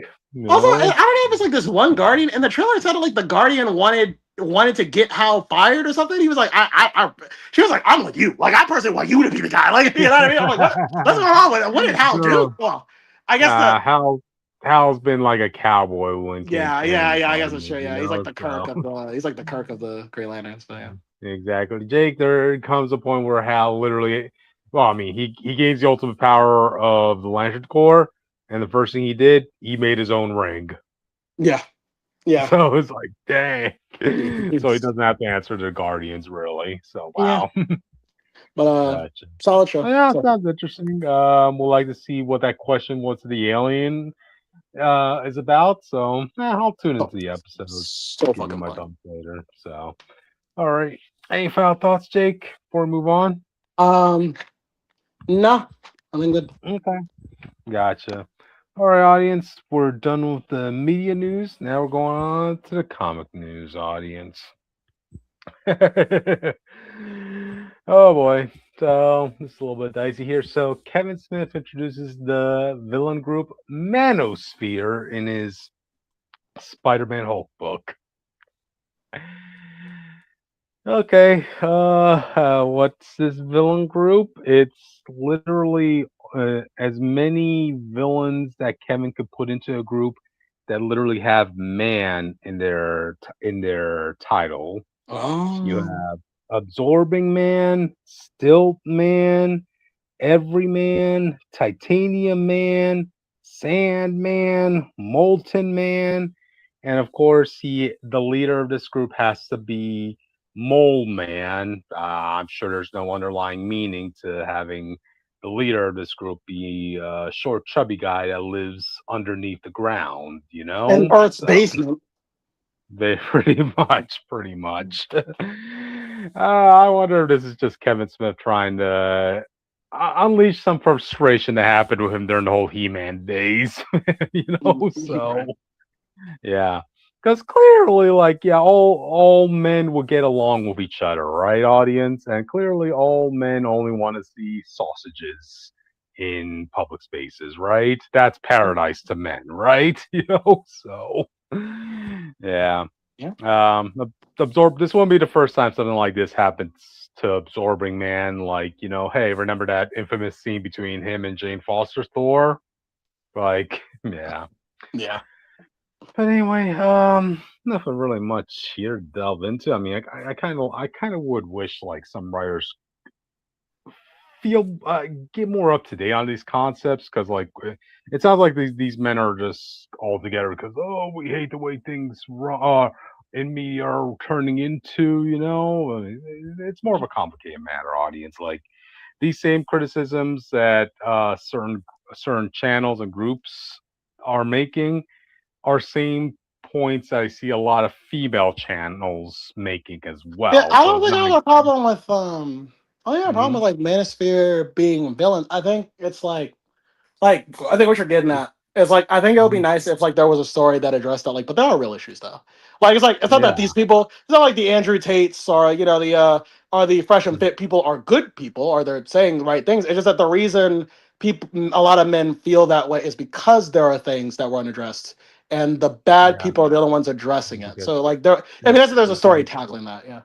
yeah, I mean we've seen in recent years, audience, a lot of properties and media shows. They have been looking to almost feel like it's like replacing the previous audience that was in them for the sake of, well, for lack of a better term, a female audience. Which is And also why I say He-Man did a good job doing that.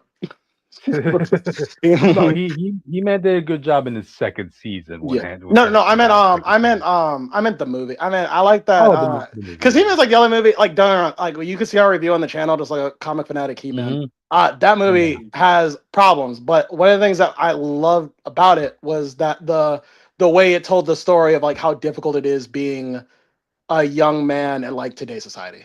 You know what I mean? Like that was such like a cool message. And if it was written a little bit, if the story's a little bit better, it would have been a perfect movie. But it's one of the only movies that actually tackles it from the male's perspective and not just like attack it. You know what I mean? That's yeah. You know, we need more.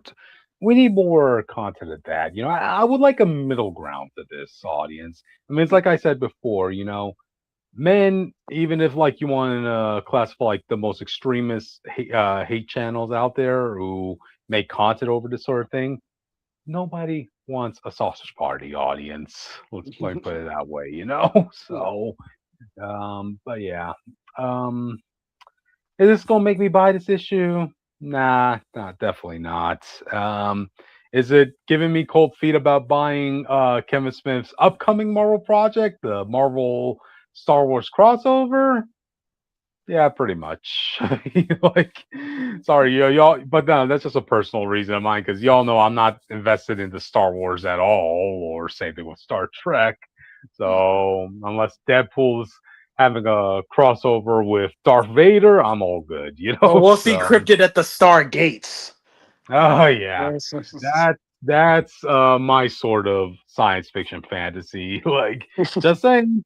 The soldiers from Stargate, they don't have any red shirts in their group. So yeah. They're just like America. It's America going to space. It's our time. Oh yeah. They literally answer every problem I have when it came to Star Trek. Like, you know, coming in brightly colored shirts. No, you're gonna come in tactical with your vest, carrying a little bit of everything. You're gonna go fully loaded. Yeah. Oh, one of our soldiers gets kidnapped by this one primitive group. Fine, I'll just trade my handgun for my soldier. Bam, there you go. Now let's get the fuck out of here because that handgun only has 5 rounds. Yeah. Go watch Stargate, audience. So yeah, you watch it on Prime Video. True. Anyway, audience, we have any final thoughts on this, Jake? Before we move on. I'm pretty sure Austin will have some takes on this too, you know, because both of us are iffy of Kevin Smith in these past few years, audience, you know. So yeah, man, it's amazing. Like, you know, if you look back at Kevin Smith's history, he was one of the, you know, he made a career off of roasting like Star Wars, you know. So it's kind of ironic that he's now roasting the people who are roasting media now, you know. So yeah. Anyway, audience, with that, let's move on to the next topic. Jake. Ben 10, he's a kid and he wanna have fun. He ain't a superhero, gets the job done. Ben 10. Yeah. How dare you not be satisfied with member berries, Jake? When it came to this, nostalgia does not work on me. I told people that years ago. Okay. Yeah, I am not a Sam Raimi Spider-Man fan. All right, I grew up. I like. Listen, I like Tobey, but like he wasn't my favorite Spider-Man back then. My favorite Spider-Man was Spectacular. I was like, oh, that's Spider-Man. This guy's cool. That's Spider-Man. Like, I didn't give shit about Tobey. I thought he was cool. Anyway, but it's about Tobey Maguire. It's about Ben Tennyson. Joe Casey specifically, audience. Now, who's Joe Casey? I'm gonna let you have to look it up while we're doing this. He's the co-creator of Ben 10. I had no idea what you were about. Wow. Ben 10 fan who doesn't know who the creators are. I'm a fan of the show, not like the behind the scenes. I really don't give a shit. I'm not and shout out to this channel. You're great, you're lovely. I'm not the ink tank. Okay. They know shit like that. Okay. I'm not Okay. So apparently after I think issue 6, they're gonna have Joe Casey come in to write the remainder of this series. The remainder? What do you mean by that? Oh well, I mean at least for the upcoming arc. Oh, okay, I was like, it's gonna end. that would be kind of suckish if you bring back one of the original creators of Ben 10 only to write the last few Ish, issues yeah, of the yeah, series, you know? yes. So yeah. Mm. Liz, I From don't. last from Oh, last I checked, like I'm so cool. I'm still picking up the comics audience because hey, if you can't trust a Ben 10 fan to pick up and support these comics, who can you trust, audience? You know. I'm not gonna let him So- slander my name like I didn't explain on the channel. Okay, listen to me, guys. Listen, guys. Don't listen to him. Don't listen to him. Okay, guys. Listen, okay. the reason I want not reviewing I'm it a right now. grifter, right? The I'm a re- grifter, the right? the reason I'm not reviewing it right now is because at the time Cricket asked me to do this, we were like, what was it? 2 issues. We were 2 issues in, right? Was 2 issues Yeah. in?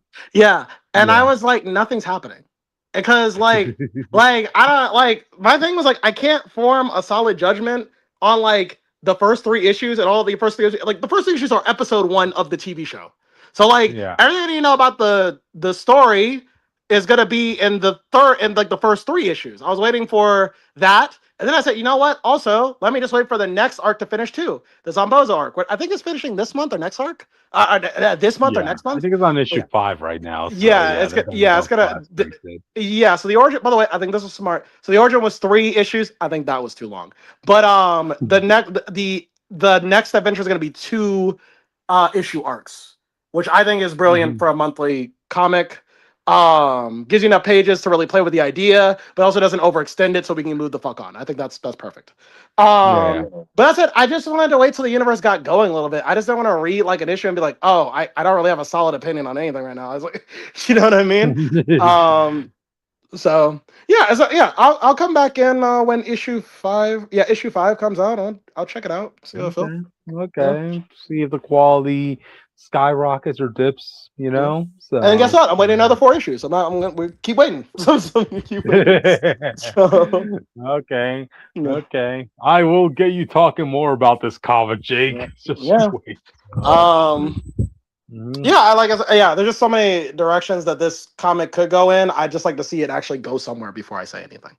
Mhm. But Joe Casey being on Classic Vincent, listen, I don't know. I know I like classic Ben 10. I know it had its problems. Some of it was, I think, the writers, and some of it was like, I think just the studio mandating certain things. If I had to guess, like Ben's character development in season 1. If you watch Ben 10 season 1, it is like the perfect, like it feels like a classic comic book like origin story, basically. Like from Ben's getting the watch to him learning responsibility to him like learning to be a hero to him meeting Vilgax. Like that whole season is like such a great story, like just from start to finish, right? But Mhm. it's still episodic. You still get the summer adventures with Grandpa Max and Gwen. But you get those moments where like Ben gets scared a little bit because Grandpa Max had to go to the hospital for the first time because of a fight they were in, and he's like, I don't want to be with you guys if it means you guys are gonna get hurt, you know. So you have touching moments like that. And if Joe Casey was responsible for those types of episodes, hopefully he'll do good here. Um, I think the only thing I worry about with this is, and I said this, and I'm going to keep saying this as we keep reviewing kids' material turned adult. Sometimes having the limitations of being a kid show is better than just having the freedom to do whatever you want. Right. And so I can't say for sure because I haven't read the comic, but I already was kind of put off by this appeal to like being the absolute universe with Ben 10. I was Mhm. already put off by that. And I'm already put off Okay. by the second villain being Zombozo. Because I Mhm. said in my last review for this comic, Ben 10 the show is like a 10-year-old's power fantasy. It's like Ben is a kid from the suburbs who lived a boring life and was bullied. And the worst thing that happened was he got bullied by like Cash and JT. And then it was like and then he had the best summer of his life, which was him finding the watch and becoming a superhero. It was and like suddenly once he gets the watch, like this whole world of like magic, monsters, aliens, cryptids, all this other like his life changed forever. And even like the final episode of the show, was like, I don't want to go back to Okay. Bellwood. Like he was like, I don't want to go back Okay. home. It's boring over there. Nothing's gonna happen over there, you know. Mhm. So like yeah, so that's kind of the appeal of Ben 10. So I don't like the second issue being Zombozo because I kind of want to enjoy Ben feeling powerful before we take that power away from him with villains like Zombozo or Vilgax and things like that. You know what I mean? Um, but maybe it works out. I don't know. I haven't read the comic. I Okay. can't tell you. So All right. We'll see how it goes when it comes out, audience. So we'll see how how the story is judged when the member berries are out or the rose-colored glasses are off.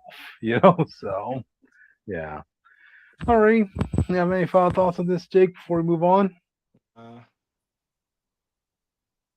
No. No. Okay. Yeah, no, I'm good. Yeah, I'm good. You couldn't hear me? Gotcha. Yeah, I can hear you now. So okay. Alrighty, audience. With that, let's move on to the next episode, to the next topic. So this is Vixen's upcoming comic, which will introduce as many black heroes and villains as possible.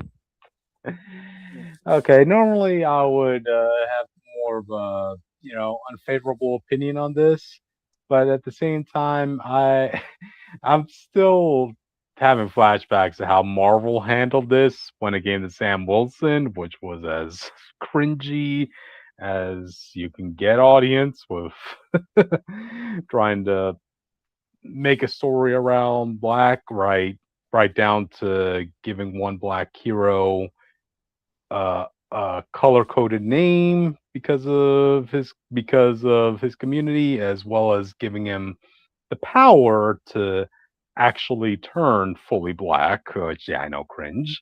So here, hearing this approach for Vixen, I'm like, you can't do any worse than that. I mean, I hope like the people you bring in are at service to the story you're trying to tell, not because, oh, let me just put this character in. Let me just put this character in because so and so. I mean, yeah, they don't have any previous connections with Vixen, but hey, they're chummy because they're in the same community, which that doesn't work. It doesn't work that way, audience. So yeah.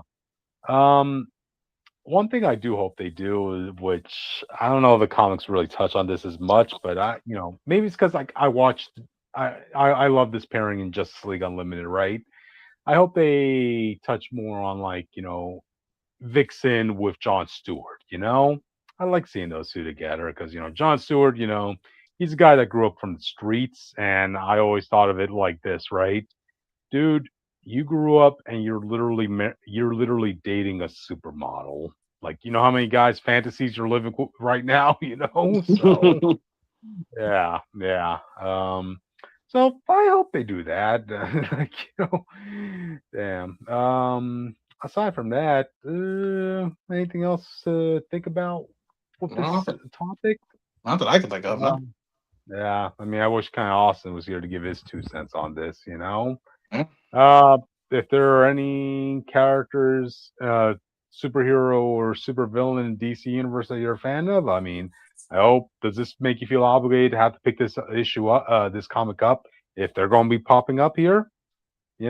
Ask yourself that. Like, I mean, I'll pick this up. I'll pick this series up, one, if it has a really good variant cover, or two, if it does delve into like John Stewart and Vixen dating. Right. So because I just can't see Vixen with anybody else.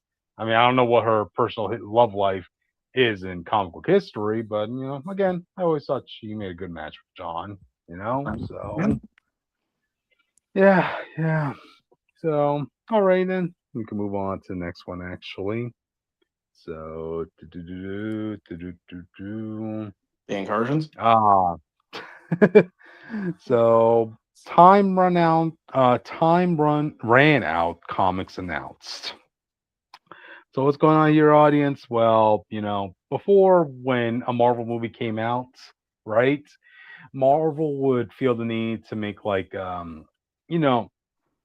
series about that character, or like an event based on an upcoming movie, or like make a team book with all the people in that roster.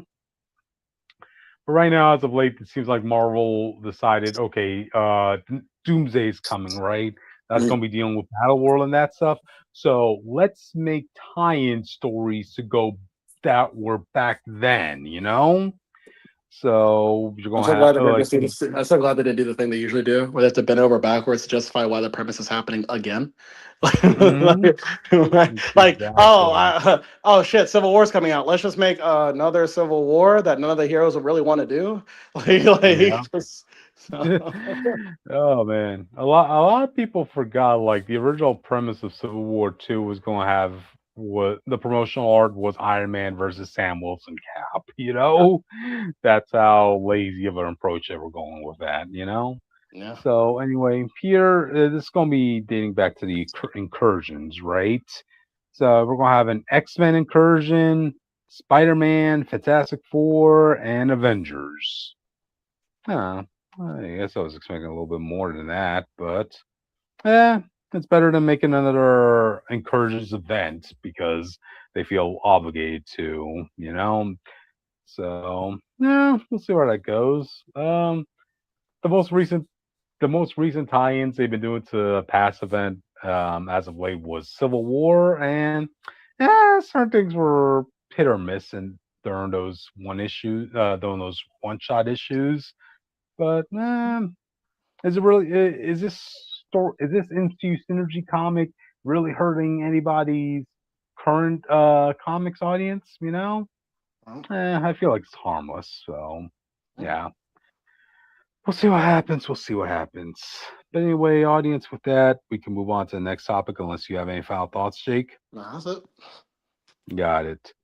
Anyway, so next comic we're talking about is Jean Grey series announced. Oh yeah.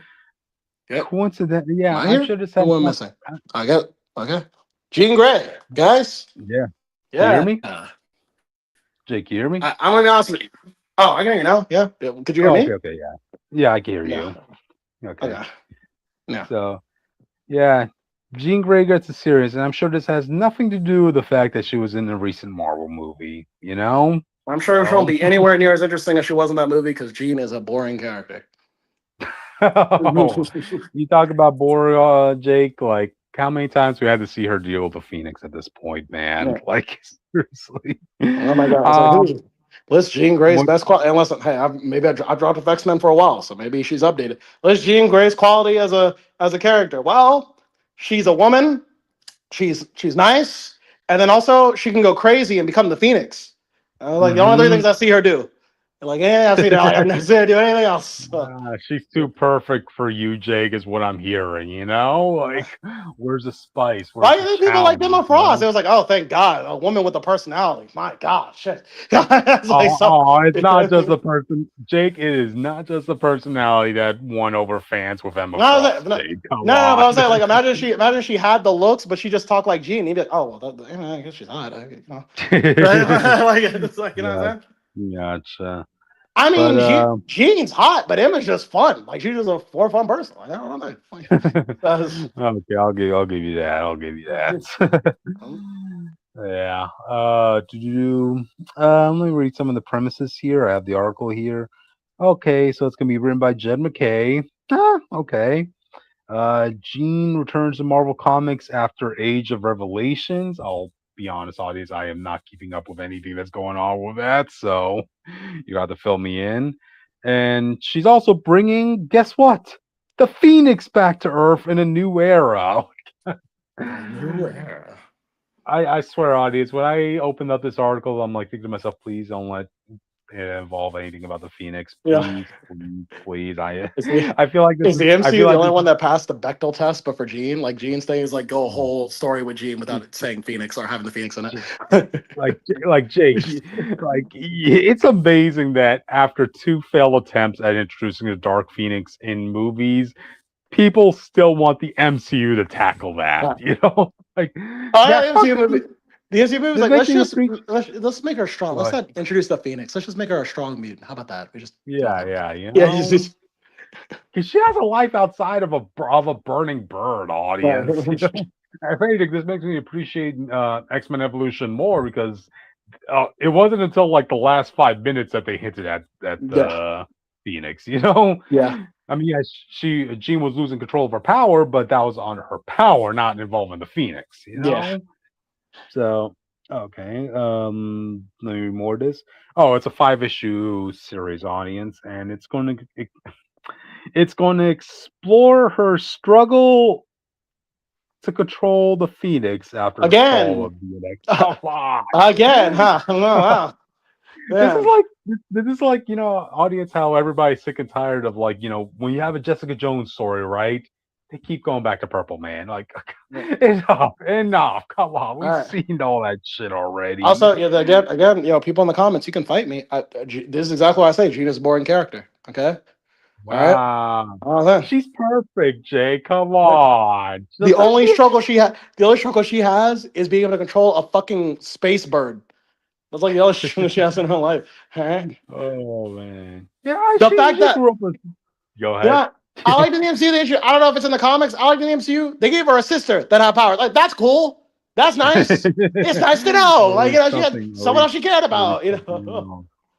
They also gave her somebody who could feel her pain, like Peter Parker, Right. and you wonder why people are shipping them so much, Jake. Right. Like, I still no, hey, oh, that's brother and sister. They're never gonna pass that line. All right, man, I've been looking at so many video contents and fan arts have been brought up, and I just realized, oh wait, yeah, the reason why people are so pushing for this ship is because people were ready for Peter to move on from MJ, which was what they were expecting for this movie, no. So It's about him yeah, living with the consequences of his actions, but knowing he can still have it. He can still be Peter Parker and Spider-Man. If he went well, with Jean, that goes against the theme of the story. you MJ, know, if the MJ, past and several years have shown me anything with Spider-Man, Jake, is that Spider-Man is not a one-woman guy. I'm just saying, He like has the a MJ. roster, Let's get to the whole point of MJ and Ned still being like if he had to leave them behind, that's not the point of the movie. The movie is saying they are just a part of Peter's life as Spider-Man is, and Peter needs to learn it's okay to let them in. All right, but he still has to deal with the Mhm, consequences of what he did. But MJ and Ned are going to be a part of him. They need to be a part of him. They help him stabilize. Okay, that's mhm. his life. You can't have Okay. you can't have MCU Spider-Man date another superhero. That goes against his arc. Now he's just Spider-Man all the time. He has no reason to be Peter. Mhm, Maybe he's just as is with mhm, Jean. All right, that's what I'm mhm. saying. So Gotcha. your ship The thing, sucks. thing is, it's not like we've seen MJ declare herself as just a friend to Peter. Well, So yeah. I mean, you know what? Okay. She's not gonna be she's gonna be not just a friend to Cyclops. So you know how that. Oh, Hey, God. how that. Okay, Yeah. okay. Okay, so let's see what else is in this article. So Jed McKay says Jean Grey comes home to Alaska, where her bridge building vision clashes with Scott's fortress mindsets. Oh boy. So and also okay, so burning on reentry in the aftermath of DNX, the Phoenix is heading to Earth. Again. Jean Grey is a flame within. When she touches down, will she consume all she touches, or will she maintain control of her life, giving Man, like, not life-taking for power nothing, but fortune? before Doctor Doom, like, when he had all the god power and all that stuff as a sorcerer supreme, he should have just like got rid of the Phoenix. You know what I mean? Like, just get that off Well, the table. Like, Jake. That's the thing. You can't get rid of the Phoenix. By definition, it's just going to it'll die and then rebirth itself, and the cycle will continue yeah, but on and on and on. I'll seal it. Death I'll and seal it in another rebirth. dimension. It could chill there. Just don't come back here. We're sick of your shit. All right. Okay. Hot on the heels of DNX. Oh, geez, this article is not shying away from the burning prawns audience. No. A new chapter of Jean Grey and the X-Men begins here and now. Okay. Oh wow. Oh wow. Jean Grey audience. Yep. Okay. Well, I'll pick it up if I might pick it up if it's an off day audience. So we'll see. Will I review it? Likely not. But hey, if you're a Jean Grey fan, go ahead picking up. If you're a Phoenix fan, go ahead picking up. If you're tired of Phoenix and Jean Grey being an item, then don't. Then yeah, be a sane person and not pick this up. All So right. yeah, yeah. But anyway, do you have any final thoughts? Get out of your head, Jake, Um, before we end the night. I think we got to kill this bird for good.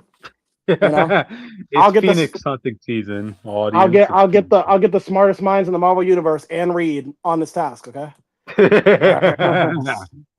And let me guess, you're the smartest minds on your team roster does not include Moon Girl, does it? Yeah. No. Yep. But she can be in there just to to spite Reed. So there you go. Gotcha. Yeah. But anyway, audience, thank you for joining us. We reached the end of the show, and yeah, join us tomorrow when we talk about the comics of the week, audience, and hear my rant on Avengers Armageddon. So, yeah. Thank you for joining us on.